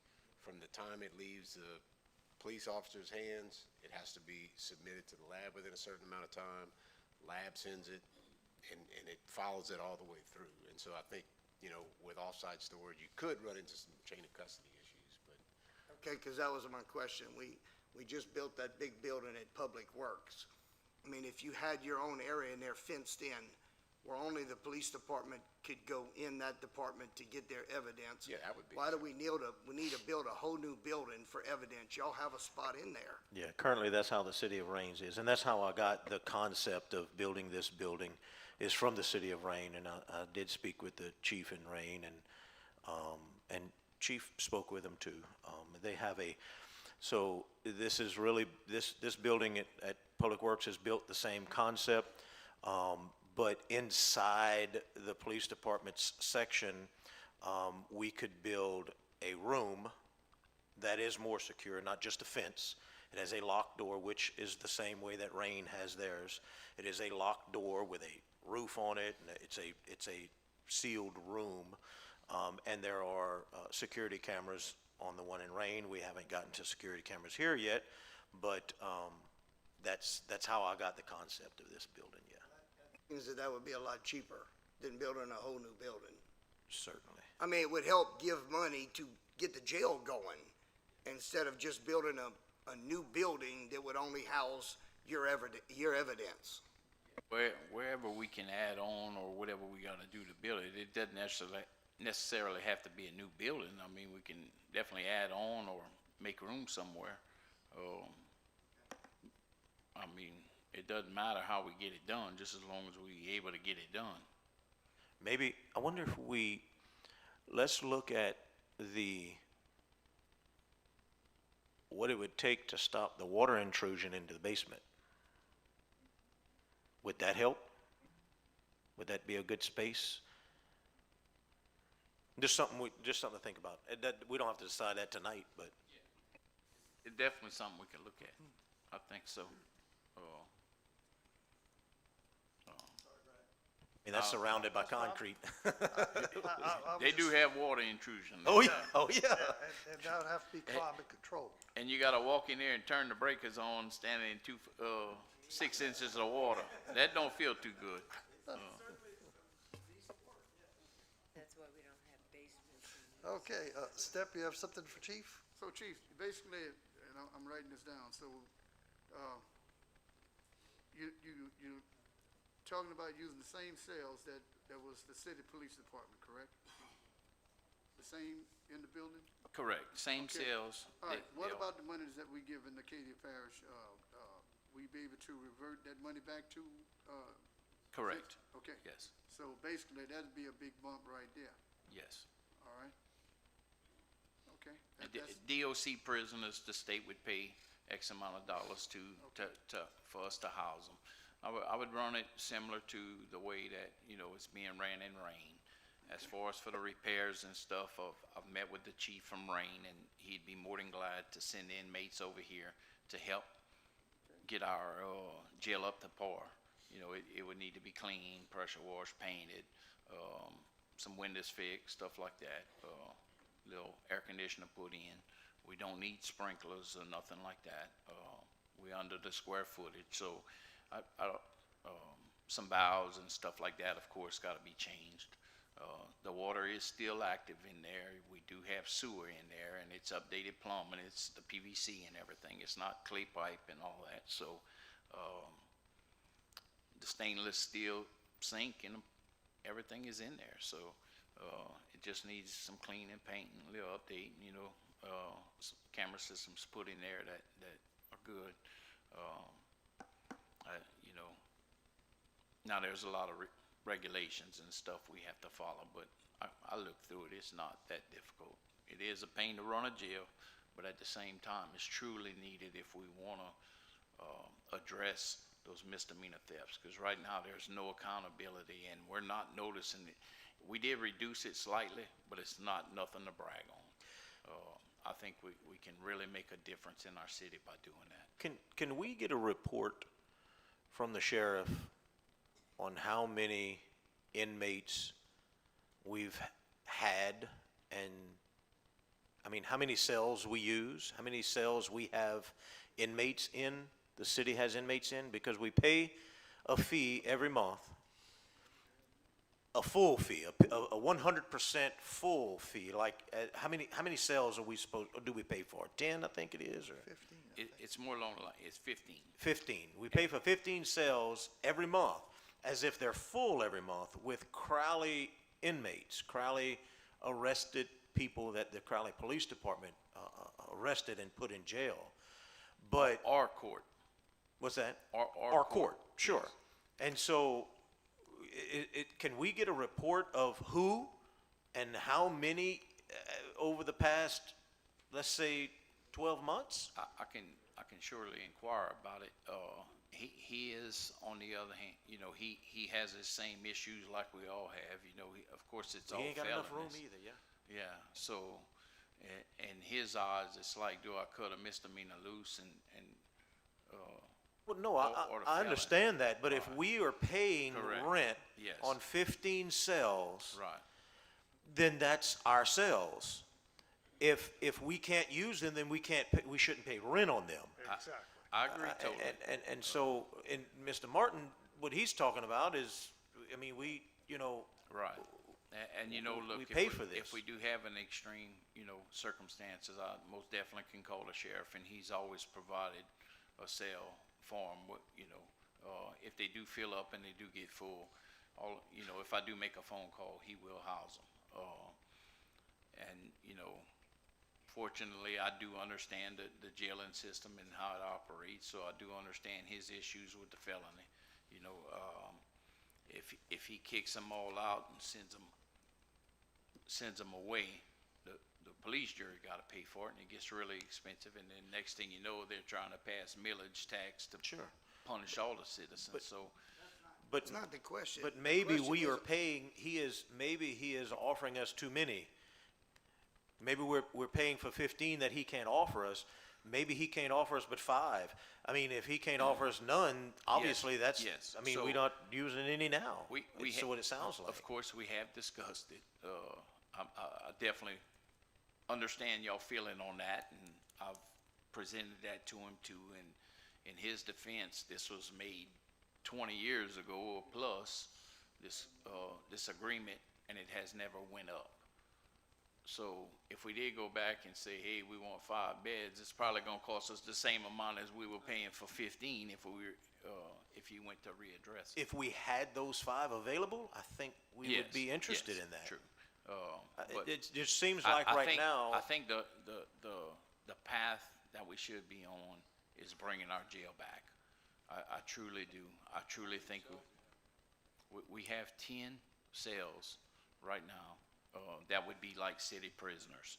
And then we have a dorm that we can use to house DOCs.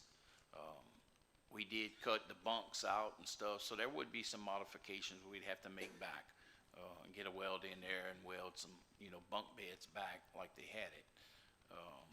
But the cost of it, I don't think is gonna be extremely high.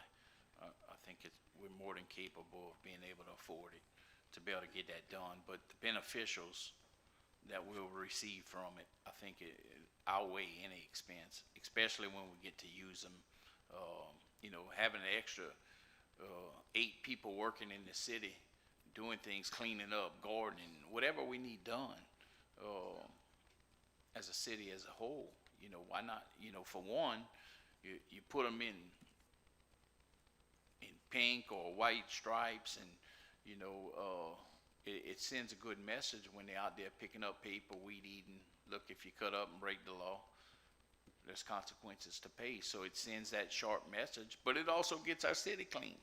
You know, I mean, there's so many good sides of having it, and all that makes a difference when you're looking at bringing these numbers down. You know, it's holding, you know, our criminals accountable for their actions. And the more that we can expose it, the more that there are consequences to it, I think we'd get that number reduced dramatically. And that's what I plan on working on the next here in the next future. Thank you. Step, you have a question? This was brought up, I had to think on it for a second. I remember it was before KP got in there. There was a discussion about the uses of, when they first built it.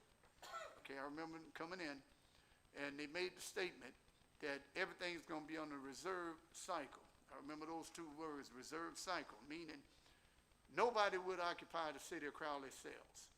It'll be there, nobody would occupy. Chief, you was on the force then. Nobody, in other words, they would be reserved at any time and any day. Well, crime started blowing up with crack and all that other craziness. And when I remember KP was police chief at that time. And he came back and said, man, we had to let some people go because there was no jail cells. That's when we had a little ruckus with the council and the mayor, and it didn't go well. You know, the fact of the matter was, it was like saying, okay, if you taking just like the hotel room, all right? Exactly. If you taking our room we reserved, give us our money back and find us a place to go. So I think, Chief, I'm writing all this stuff down because I'm gonna tell you right now, that would be the best thing in the world right there. I'm because just, you know, it would curve. I look at all our numbers, I constantly focus in on how we can improve. And we tried different things, you know, with the council, raising the fines and stuff, but it had very little effect. I mean, we need to look at, you know, I'm looking at other options. If that's not working, I need to adapt. And I truly think this is our path forward. Good, Chief. If you could get some cost estimates, whatever you need to move forward on that, please do so we can review them. Okay, yeah, I'll move get with the forward. mayor, we'll look at the basement, we'll look at different things to Great. try to get that moving along. All right, thank But you. That's definitely securable. Okay. Any other questions for Chief? Thank you, Chief. And now we'll move to Fire Chief Louis Romero, and I think he is absent, Mayor. And we'll move on to item report number 3 from City Inspector Marty DeRussell. And sorry for the long wait. Well, if y'all will allow me, I'll make it quick. Animal control, we're gonna run through some of this stuff, and there's a few things that I want to just make you aware of. We have 3 calls for dead animals, 5 calls for loose cats, 13 calls for dogs, no animal bite investigations, 4 calls for traps, 2 animal cruelty complaints, 3 wildlife issues, 2 requests for cat traps, all still pending. 23 animals were treated for injury and sickness, and 24 total animals were seized. We had a total of 22 volunteer service hours for the month of June. Those 22 volunteer service hours probably occurred in a 2-day stretch because of what I'm about to briefly mention. And we are obviously very much at capacity in the shelter. The reason for this is we did investigate a felony case of animal cruelty. You have the address in my report. It is still under investigation, so I cannot get into details to protect the integrity of that investigation, but it has caused a very, very extreme burden to the shelter. I will tell you that in my 20-plus years of law enforcement, this was one of the worst cases relative to anything I've ever investigated or walked into. These 24 animals were in metal cages in a 1-bedroom house. The interior was in dire straits, and the animals were very, very sick and had not been vetted or tended to in quite some time. Unfortunately, we weren't able to establish an arrest yet, and that created some other issues. We did have some leeway in the ordinance that allows us to seek immediate restitution as a part of bond condition being set, but because we haven't had that arrest made yet, we don't have the ability to enact that. Where that's beneficial is it allows us to immediately start rehoming dogs for adoption without having to continue to hold these animals for the duration of the trial, which could be 6 to 12 months or longer. So it has, in essence, shut down our ability to operate as an animal shelter because we have an already overcrowding issue, but we still have people in the community that are calling for our services. And it's very difficult to meet those needs, but our guys are still working and they're doing everything that they can. The mayor came, we had girls in the front office that came to wash these dogs and spend time with them and try to give them some normalcy. So it was a tough week for everybody, but hopefully we can get that pushed through quickly and see some resolution through that. As far as dogs are concerned, like I mentioned, we took in a total of 30. We sent 3 out to be rehomed, and then there are currently 26 as of the time of this report in the shelter. Took in 3 cats, rehomed 5. There are 3 in shelter. There were 3 citations issued separate from this case that we just briefly discussed for a total of 5 charges. Moving on to code enforcement, a part-time property maintenance worker, that's the name I just came up with this morning. He missed the last month the last week rather of the month because he had developed this extreme case of poison ivy. And it just kind of stresses the importance of trying to get these properties in order, and the need for us to have this position is because some of these properties are so neglected that dangerous and invasive weeds and poisonous plants are starting to cultivate and grow. He had it all in his neck, it was in his face, his whole upper body, and he does wear long sleeves, eye protection and everything else. So some of these properties have been really, really bad, and I've received several phone calls from people in the community who have said, whoever y'all have cutting the grass, he really pays attention to what he's doing and does a really good job and absolutely leaves it better than he found it. So I wanted just to report that Tony is really doing a very good job, and he does put his heart and soul into this, and he absolutely loves what he's doing. So I'm very grateful, again, to you guys for allowing me to have that position and for Tony saying yes to it. For the notice of violations, we sent out 46 notices for tall grass. 27 properties were cut by the city. Some of that, again, thanks to Wes and the street department. They do lend a hand with some of the really big properties that require tractors, but the majority of that was Tony. 3 notices for trash or rubbish, 2 notices sent for abandoned vehicles, 4 for dead or diseased trees, and 8 uninhabitable notices were sent out. Flood management, no request came in for base flood elevation. Permits, there were 34 issued, 1 new commercial, 7 building, 18 electrical, 2 gas, 3 electrical gas, which are the generator permits, 2 for demo, and 1 for roof. Under planning and zoning, provided information on 4 properties for zoning information, and stormwater management conducted our monthly outfall inspections. Thank you, Marty. Appreciate the detailed report, and please give Tony our condolences on his poison ivy issues. Any questions for Marty? Mr. Reggie? Just in our packet, we have this thing that says property standards. Yeah, that's going to come up under discussion. Marty, you going to hang around to Yes. enlighten us on that? I was gonna say, is this just what's already in our book, or are we trying to go to this? We're going to discuss Okay. this and answer those questions in just a second. Mr. Dorfrey. It's a question that may not have an answer, but I'm still gonna ask it, because you're the one that took care of it. I've seen Chad do it, and I've done it also. They call you on a weekend, there's a dead animal in the road. Who do we call, or do we have to go do it ourselves? Because we've all done it before, you know? Right, like the time you called me, I went out and moved it off of the road. I just want to say I did it one time, I'm never doing it again. But, It was July, and it was cooking.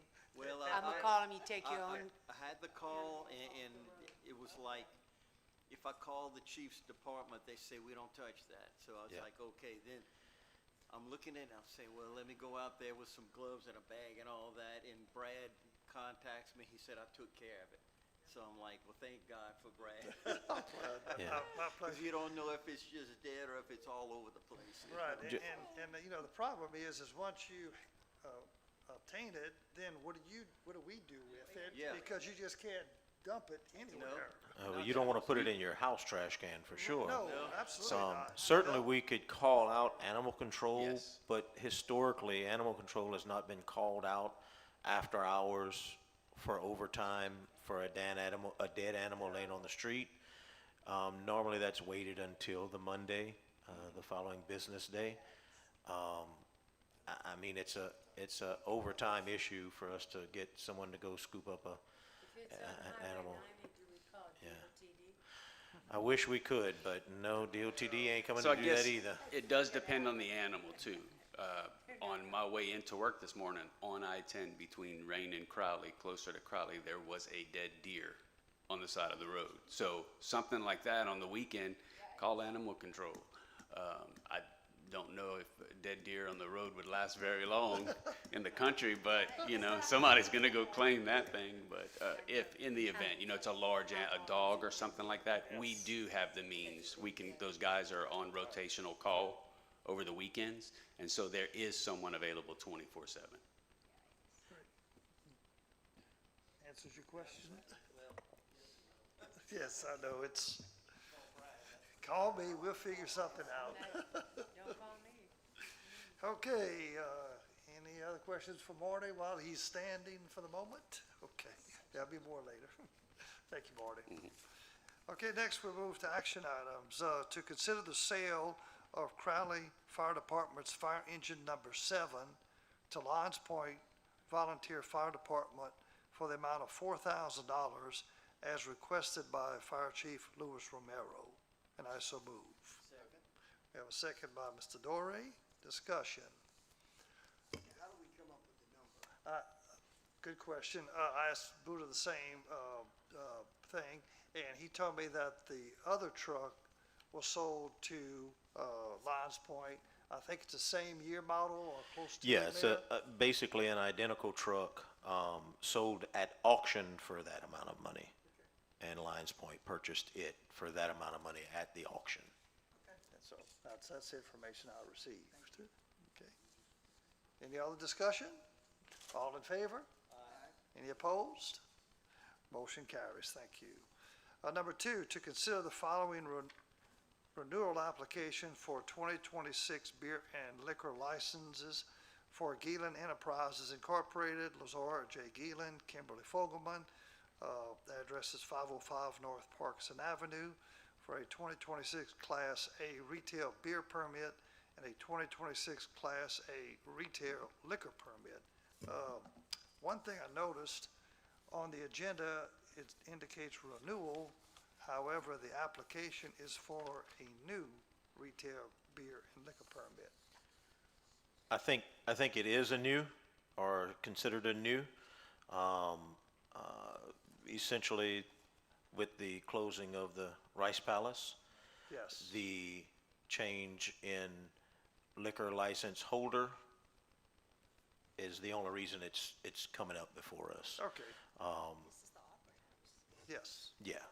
So it's not a new location, Right. but it's basically a new owner of the license. Which requires Correct. a new license, if you Correct. will. And I see it's for events only. Okay. Yeah. All right. With that said, I will move to approve it for consideration by the full council, seconded by Alderman Reggie. Any further discussion? All in favor? Aye. Any opposed? Thank you. Motion carries. Mr. LJ is out there if y'all, Mr. LJ, would you like to? wanna tell him you hi, need or- any, I said, do you need to address the committee? I mean, we just approved. yes, Yes, sir, sir. you're good. It'll be on next week's meeting agenda. Sure. Since you've been staying here throughout the meeting. Because y'all have been here a long time. That's our job. What it is since we've sold the Rice Palace, the Opera House, for the last 16 years, it was Geelan Enterprise, and the alcohol permit was from the Rice Palace. because of common ownership and stuff. So we sold the Rice Palace and we said, well, we got to change the license, the alcoholic license.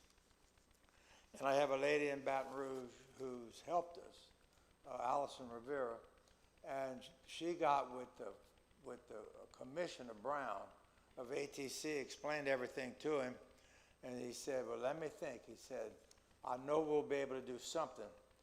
And he went online and saw the Opera House, and he called her up. He said, how long has this been in Crowley? She says, I don't know.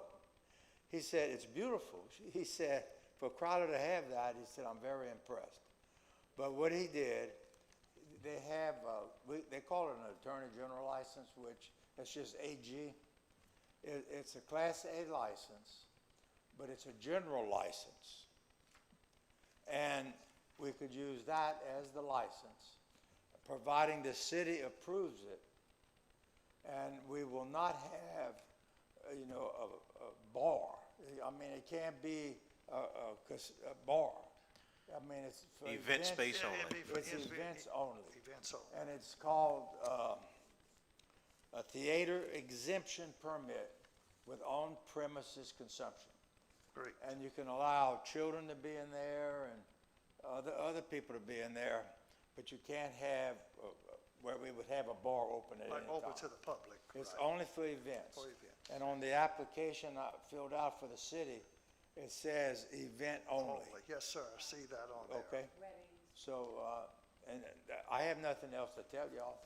Well, thank you, except Mr. LJ. Y'all have a hard job. Y'all really do. It's been a long time since I've been to one of these meetings. Well, glad to see But you. y'all have a good evening, and I'm gonna go home. Thank you, Mr. LJ. Thank y'all very much. Okay. Okay, now we'll move to discussion items to discuss ordinance amendments, new amendments for the following. A, junk and inoperable vehicles. B, trash and debris. And C, parking and storage of vehicles. And in your packet, we have a general outline of these items titled Property Standards and Abatement of Nuisance Conditions. And I will ask Mr. Marty, our code enforcement officer, who has worked with myself and our city attorney to present what is on these multiple pages. Thank you. 11 pages to be exact. It's So- been 2 hours, Marty. Speed it up. Yes, no, listen, we will not cover all 11 pages, I promise you. This is the culmination of what was introduced and initiated back in November when I began to address all of you about the putting more teeth into certain ordinances that gives the city more power and authority to get a quicker response and a quicker, I guess, reaction, both on the citizens' part and on the city's part, to be able to remediate some of these issues, common issues that we're seeing. So our attorney and I have been discussing and talking through a lot of things, and what you see in front of you is 11 pages of stuff that we want to consider either adding to. Some of this is already currently in our ordinance. Some of it will be adding to an existing ordinance. Some of this will be creating new ordinance, new property standards, things that we don't currently have. Like there's a section in your packet that you'll see about boats. We really have nothing in current ordinance to address boats. What do people do with boats? What do we allow with that? We address campers, we address everything else. Boats is one of those things that just kind of flies under the radar. Well, we want to set fair and equitable standards for everyone in the city that are more easily enforced, and this is the start. I think this is a really good package. Thank you, Mr. Landry, for all your work on this. Just please review this and consider it. This is the introduction phase. I would like the council to, after you review it, consider moving it forward to a future meeting and make it an action item to begin to adopt and enact some of these amendments and ordinances that would help the code enforcement department and by proxy, our street department, who does a lot of the cleanup whenever we can. So any questions pertaining to that. It's a lot to digest right now. Yes. Yes, Mr. I Ashby. definitely have a question, and I certainly don't want to give you more work to do because I know you're bogged down. But is it possible that someone could go through this packet and color coordinate what's already an ordinance, what's being added to the ordinance, and what is a new ordinance, never been in it? Because I don't know the book of ordinances. So me going through this is going to be like reading everything is brand new. And I would like to know, okay, this is already an ordinance, so we're good. This, we're going to be adding to what we already have and making it beefier. And then this is brand new.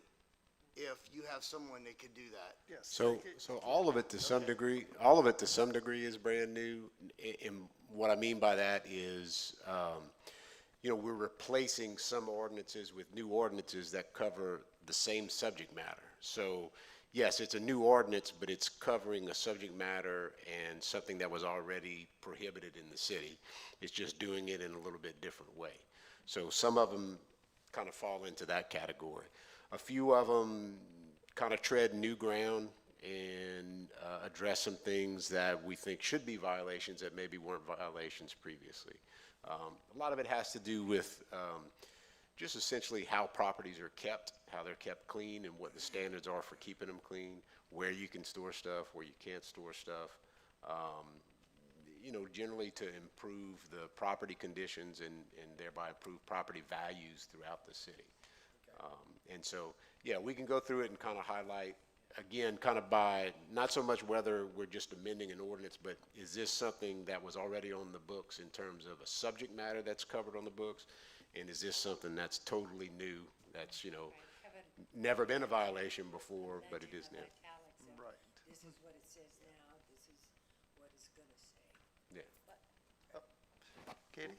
As I understand it, in speaking with Marty, oftentimes we bring something to his attention, and then he goes and finds out that we have no teeth to do anything about it. And so I think this is an effort to up our game with that as we're looking at blight and cleaning the city. So if that helps you, Chuck. And it was honestly kind of in for a penny, in for a pound type of situation. So it's like, when I started looking at it and saying, okay, let's make some changes, there were a few changes that we thought were necessary, but if you're going in and kind of revamping stuff, why not change it all? It's kind of, yeah. And to answer your question, yeah, that person that will do that will be me. I was in court most of the morning and most of the afternoon, and so I didn't get to my desk until 4 o'clock, and I did not have the time to start picking it apart this afternoon. But I mentioned to Mr. Core this morning, joking around, and I said, I don't show up to work looking for something to do. I've always got plenty to do.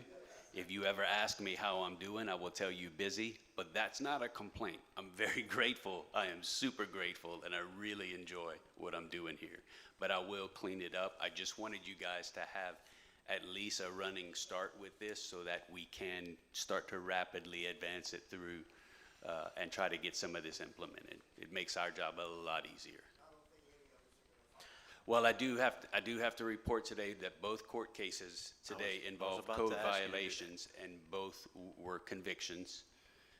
One of them was, if you remember Ms. Gretchen Young, who came and spoke last month, we got that guy convicted, that gentleman convicted for a second time. And he was given a week to remove every vehicle from that property and then sentenced to a jail sentence that he will have to serve. And then the second incident involved the camper on Keller Street, and they were given 15 days to clear the property. If not, the judge says the city has permission to go in on day 15 and begin to clear it at a chargeable rate. So those were two huge shot in the arms for code enforcement, because we can only carry the ball so far. and then someone else has to pick it up and carry it to the finish line. So today, in both of those cases, we did reach the finish line, and it's a reason to celebrate. I was very excited and very pleased. Thank you. Brad, real quick, I just want to, I don't, I'm going to do this real quick, but, because we've been here long enough, but code enforcement has been really busting their rear end. When Marty says he doesn't have anything to, he doesn't have to look for anything to do, it's true. That department has truly been busy each and every day, and there's not many weekends that I don't text or call Marty to deal with stuff.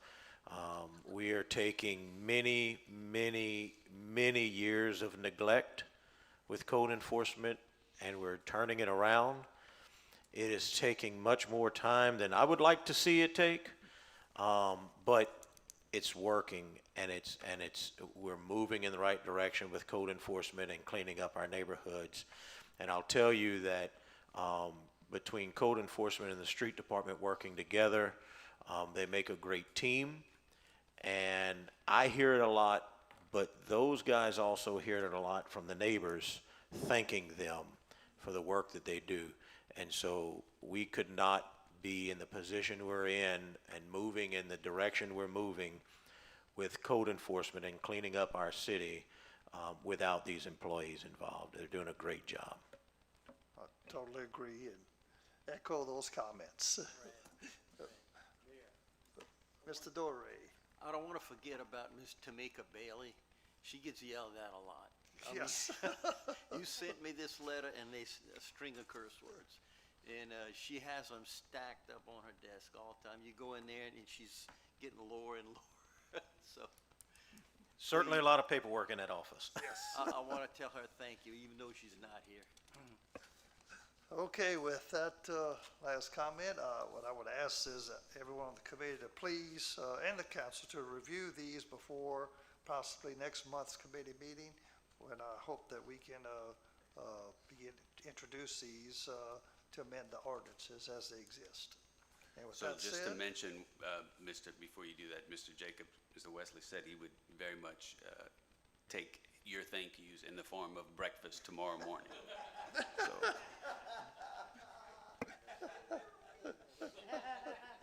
If you want to know what he eats, it's a Wesley burger at the ShopRite in South Crowley. all right, ShopRite one. Well, thank you. Well, that will conclude all the topics for the Public Safety Committee, and we will recess. Thank you, sir. Public Buildings, Alderman Wilrich, please, sir. Public Buildings Committee convened Tuesday, August 11, 2026 at 5 p.m. in Council's Chambers. We had a quorum present. Under action items, Siobhan Claiborne with Development of Education and Learning Through Action Committee Corporation and Delta Sigma Theta Sorority would like the city of Crowley to partner with the annual breast cancer awareness event by allowing the use of the Rice Brothers Building on October 24, 2026. The Development of Education and Learning Through Action Committee Corporation is a nonprofit organization in good standards, and that's all I know, because I don't know who this is. I don't even know how I get on the committee. But that's the problem I got. And I understand having people you know go to and put something on the committee. But if we don't know, then I don't know who this committee is. I don't know if they 501c or not. Okay, so the 501c3 process is something that City Hall deals with. I understand what you're saying, and I'll tell you this, and this is a great point you're making. And so, moving forward, these committee meetings are meetings of committee chairs.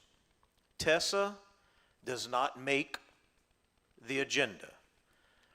From today forward, if you want to place something on an agenda that you are not the chairperson of, you need to call the chairperson of that committee and request it on their committee. Tessa will then take phone calls from the chairpersons of each committee and create the committee agendas. That is by ordinance, that is by law. That is not how it's been happening. We've been really lenient and allowing everybody just to call in and say what they want. But I'm glad you brought that up, Mr. Byron. Moving forward from today, if anyone wants to put anything on an agenda for committees, they are to contact the committee chair and not City Hall. City Hall will only make a committee agenda item by the committee chair. I mean, all I can say is motion and all in favor, Brian, you want to move to approve this? Okay. Brian, I don't even know why nobody not here to speak on their behalf. Yeah, I'm on it. We can ask them to be here next week if you want. You can just take no action on it tonight if you want, and it can be taken up at full council. They called City Hall. They did. They called City Hall and they spoke with Tessa directly. Tessa let them, made sure that they send in the proper information needed, which, by the way, and it's mostly going to be Mr. Byron in this situation, when a city building is to be rented or co-sponsored, before we put it on the agenda, we need to make sure that we have the proper documentation. But you can call Tessa and say, Ms. Claiborne would like to be on the agenda tonight for whatever. You will have been able to speak with her. You can then give the contact to Tessa, and then Tessa can then call her and let her know what we need here at City Hall. You don't necessarily have to do all that footwork, but we're gonna need the committee chairs to say what's on their agenda. Hold on a moment.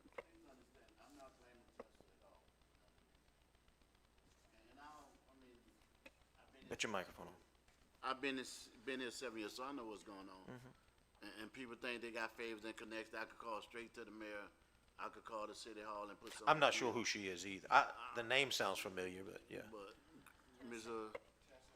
Yeah, Councilman Wildridge, I'll just say that this Delta Sigma Theta has done this event for I know the Delta last- Sigma so, Theta. yeah, and- That's my sister. No, exactly, so But you know I don't know all that. who is the Development of Education and Learning Action. That's the part I got. What that is, I understand.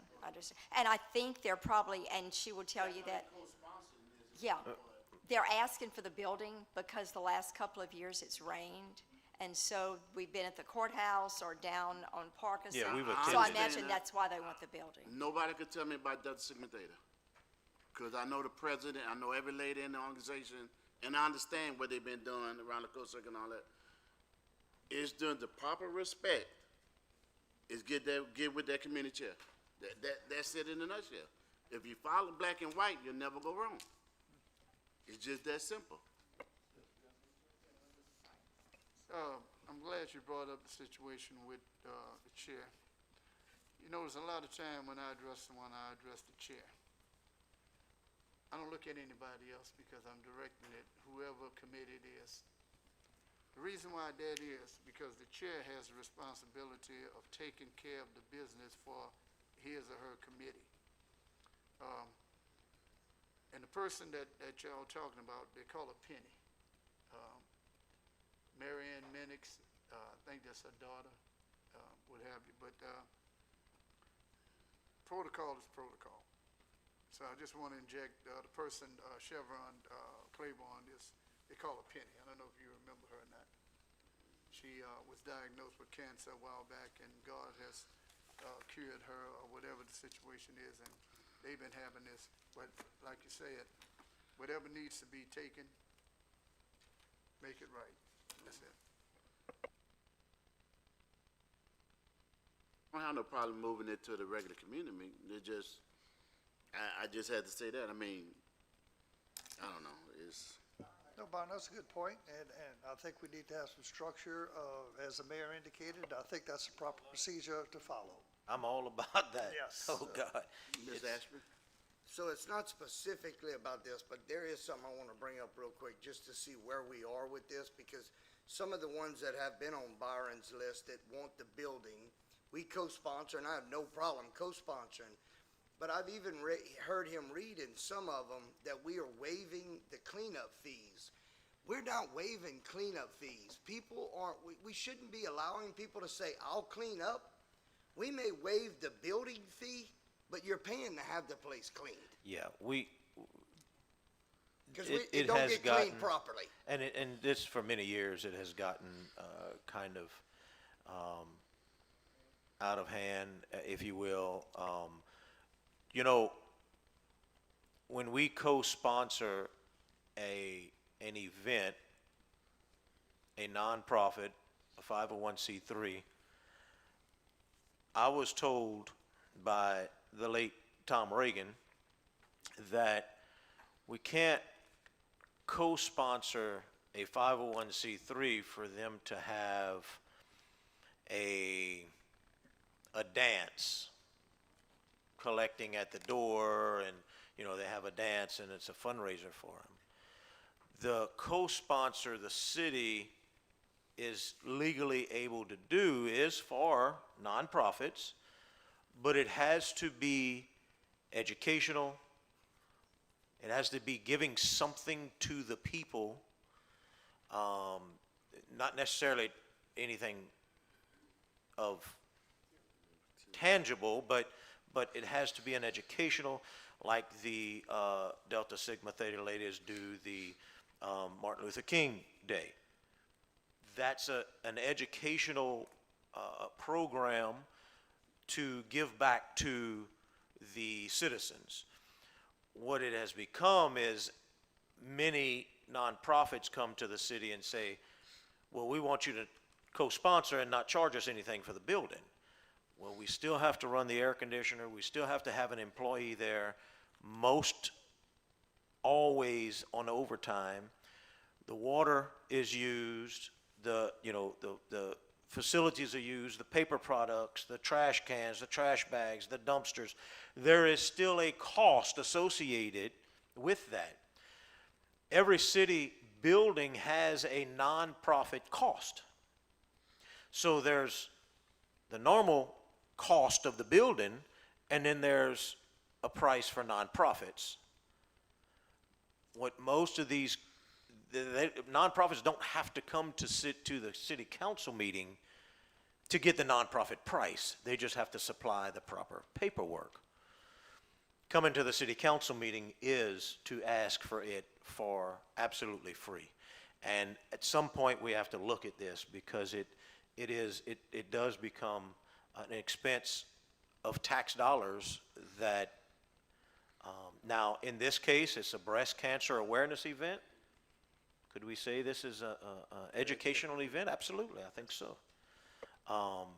But it's going to be a case-by-case situation that we need to look at, that not every nonprofit who rents a city facility needs to be co-sponsored.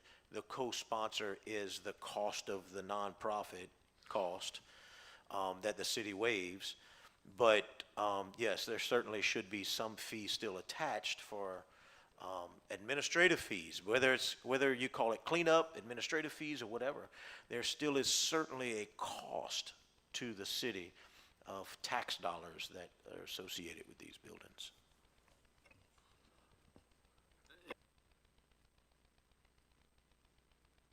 Aye. Nays, you have the same right. Motion carried. There being no further business come before public buildings, we recess, sir. Thank you, Mr. Byron. Insurance and Personnel, Alderwoman Marks. Okay, thank you, Mayor. Appreciate it. The Insurance and Personnel Committee, Brad.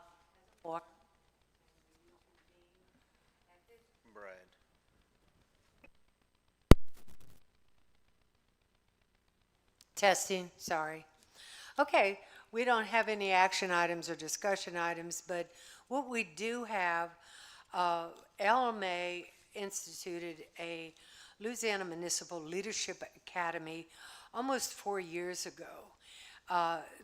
And they are going to come up with a different type of learning leadership program in the next 4 years. At this time, I would like to present the Louisiana Municipal Leadership Academy Awards for Outstanding Achievement in Education and Dedicated Service to the interest of Louisiana cities, towns, and villages. Our Level 2 award goes to Honorable Brad Core. Like that. Congratulations. Thank you very much. Also, the next award goes for Outstanding Achievement in Education and Dedicated Services to the interest of Louisiana cities, towns, and villages. A Level 2 award goes to the Honorable Katie Chasson. Next, the Louisiana Municipal Leadership Academy Level 1 awards goes to the Honorable Vernon Martin.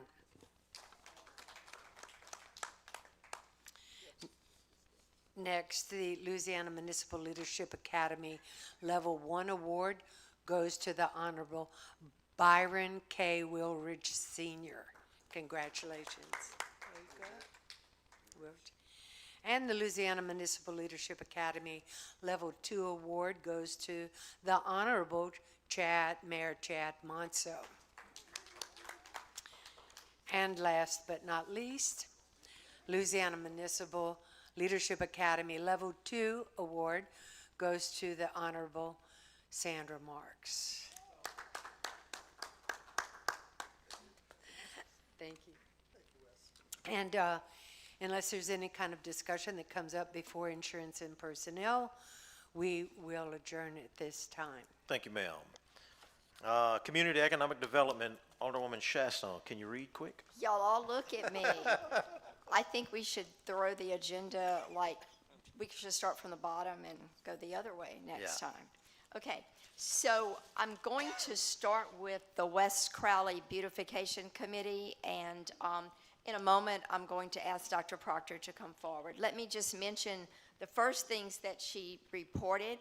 She reported that they visit Martin Luther King Park 3 times a week to pick up trash and cans and all of the litter that's there. They continue to call the Acadia Parish Police Jury trash truck to pick up the bulk trash when they see it on the street.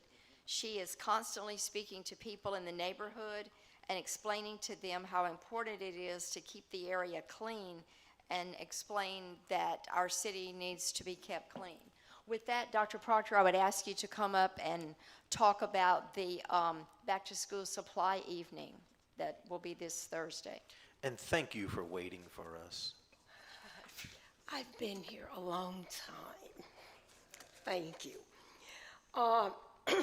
Thank you so much, Councilwoman Katie. Appreciate the opportunity to stand before this august body of leaders. To our Honorable Mayor, City Council members, all of the workers of Crowley, and certain of the residents of Crowley. I would like to first of all thank Steve Bandy for the publicity he has given NAUW on the issue that I'm about to speak about. And yes, I did call. We were in Philadelphia when the issue about the back to school supply and seminar came before you. But I know protocol.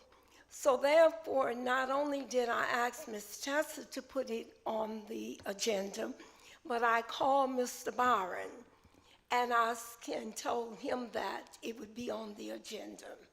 So thank you, Ms. Byron, thank you. Thank you, City Councilman and Mayor, for partnering with the National Association of University Women Incorporated. This is a 501c3 organization, nonprofit, and we will be having the back to school supply seminar giveaway on Thursday at 6 p.m. at the Martin Luther King Center. During that time, we will be giving backpacks filled with supplies. And how this came about several years ago, there were people who were ringing my doorbell and asking for supplies because every year, you know, supplies go up. And it got to the point my husband and I would go take them to Walmart and buy the supplies. However, it got to the point where it was, you know, kind of expensive for us. So we decided to bring it to the National Association of University Women. So we will be giving the backpacks with supplies to elementary, middle school, high school students, and also college students. We will be giving gift cards to assist with the purchasing of school uniform to the students and other school items. Of course, you can't have this without having something to eat. So we will have hot dogs. We will also have snow cones. Thank you, Mr. Chief of Police, for doing that. And we will also be giving hygiene items also to them and tell them how to, you know, stay clean and what to do and all of that. We will have a seminar for the parents and the kids, asking them to have a successful school year, and we will be giving them tips on how to do that. The mayor has been with us with this project since its beginning. When we were under the pavilion, he was bringing the fans and the microphones and all that. Well, we're inside now where it's cool.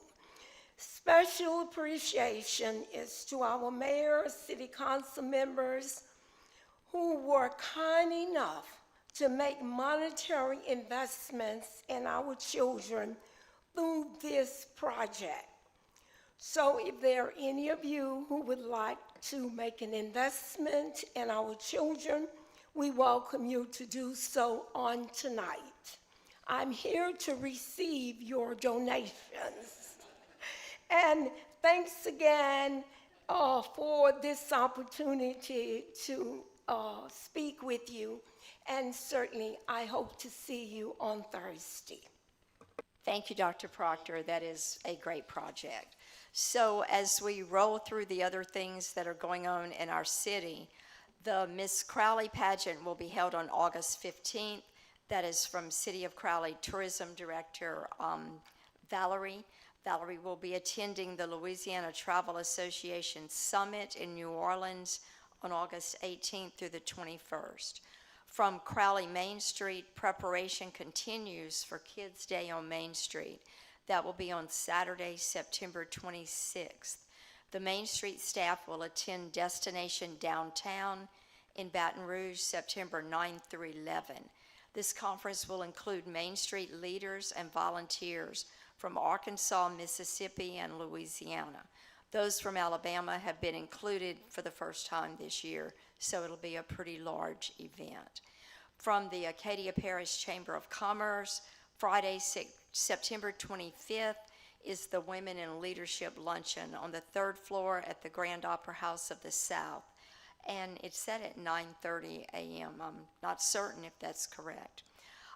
The Chamber's Governmental Affairs Committee will host a candidates forum on Wednesday, September 30th from 5:30 until 7:30, featuring candidates for all contested races for District Attorney, Acadia Parish School Board, and all municipal seats across Acadia Parish. Additional information regarding the format and details will be sent directly to candidates from the Chamber. The annual Gumbo Cook-Off is going to be held on October 31st. That will be at the Court Circle from 11 a.m. until 2 p.m. The Farmers Appreciation Dinner is January 14th. April 9th is the annual Golf Classic. May 6th is the Acadia Parish Honors event. The Crowley Garden Club is in recess until September.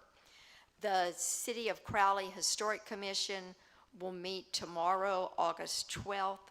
The group will look at proposals for updating a few ordinances, many which have been in existence for 25 years or more. The Crowley Alumni Chapter of Delta Sigma Theta sorority.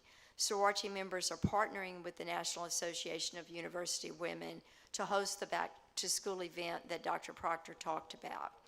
In an effort to beat the heat and to provide relief and support to those in need, they are holding a cooling project, box fans and bottled water drive on Friday, August 14th. Donations may be dropped off at the CF Ladd Masonic Lodge, located at 624 West 5th Street, beginning at 9 a.m. As Dr. Marks said, and the mayor mentioned, the Louisiana Municipal Association's 89th annual conference, celebrating 100 years of serving Louisiana's cities, towns, and villages, was held in Monroe last week. Crowley was represented by Mayor Chad Monso, Mayor Pro Tem Dr. Sandra Marks, City Council members Chuck Ashby, Vernon Step Martin, and myself, Wastewater Director Tim Crater, and Parks and Recreation Director Mike Aguilar. Sammy Reggie, I'm so sorry, Councilman Sammy Reggie, yes, you were there. Please forgive me. I was doing this report about midnight, 2 nights ago. Along with a prayer breakfast, a number of seminars and training sessions, speakers, and networking opportunities, awards were presented on the closing night of the conference. Ellie Mae's Community Achievement Awards are presented at the annual conference to recognize municipalities for exceptional projects that enhance municipal services. Municipalities can submit one project from the following categories: basic services, community development, economic development, or technology and creativity. These awards are sponsored by Louisiana Economic Development and the Louisiana Economic Alliance for Development. And I'd like to ask the mayor to come down and make an announcement regarding that. And I believe Steve Bandy would like to take a group picture. Steve, you want to take a picture? So in the city of Crowley received a Community Achievement Award for Outstanding Community Improvement and Economic Development for 2025 for the Crowley Urban Park and Pavilion Project. We took first place in that, so we were the winners for that category. And you all have a plaque with your name on it, and there's one with the city of Crowley's name on it also. So if y'all want to get up here in the front, we'll get a picture real quick.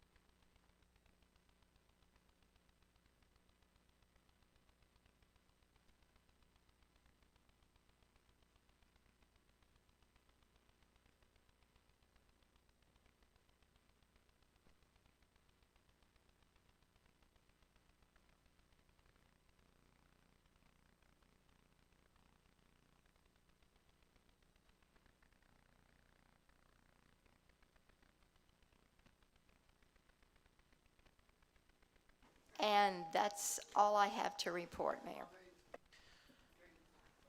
Excuse me, sure. Let me make a point of order on this. First of all, well, once everybody be seated. Hey, y'all listen, we gotta, Not the quite done. meeting's still going. Yes. Alderman Morton has a comment. Let me explain to y'all. I was at the banquet when the service award was given. I'm a person, I stick to my morals, okay? I think that that pavilion is the best thing that could have happened ever to the city of Crowley. But y'all know my conflict with it. The way it was done, the cost of it, and you can't revert that. But I want to make it clear. It's a monumental thing with the city. We all know what happened. And I'm going to say it like it is, being in that type business. I had made the statement when the awards were handed out that they couldn't build it for that, if y'all remember. I'm not, shall we say, the most pencil-ready person with, as far as numbers are concerned, but being in that type business for the longest, there's nowhere in the world, and it came to fruition, that it could have been built for the first bid.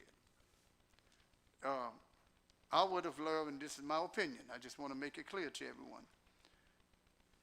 it would have been a prize beyond speculation to have our own, and I say our own, I mean the city of Crowley, architect and builder, and I'm speaking of E.L. Habits.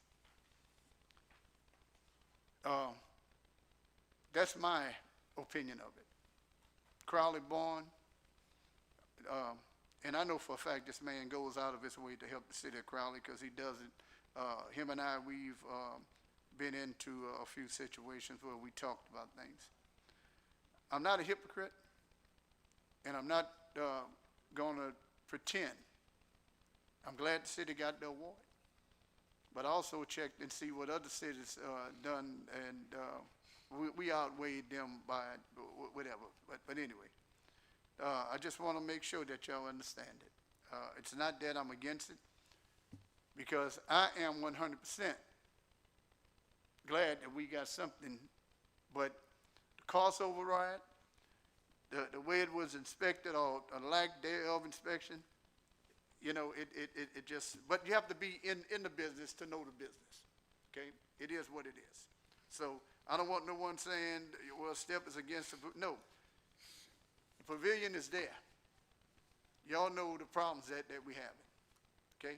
And I'm hoping our legal team gets back as much as possible from the override or whatever, the situation that they trying to say equal out one and the other.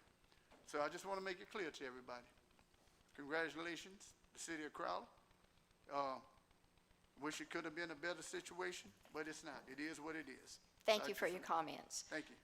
There are no action items and there are no discussion items. With that, the committee will close. Thank you, ma'am. Let's see, last, but certainly not least, Alderman Lachele with Revenue and Finance, please.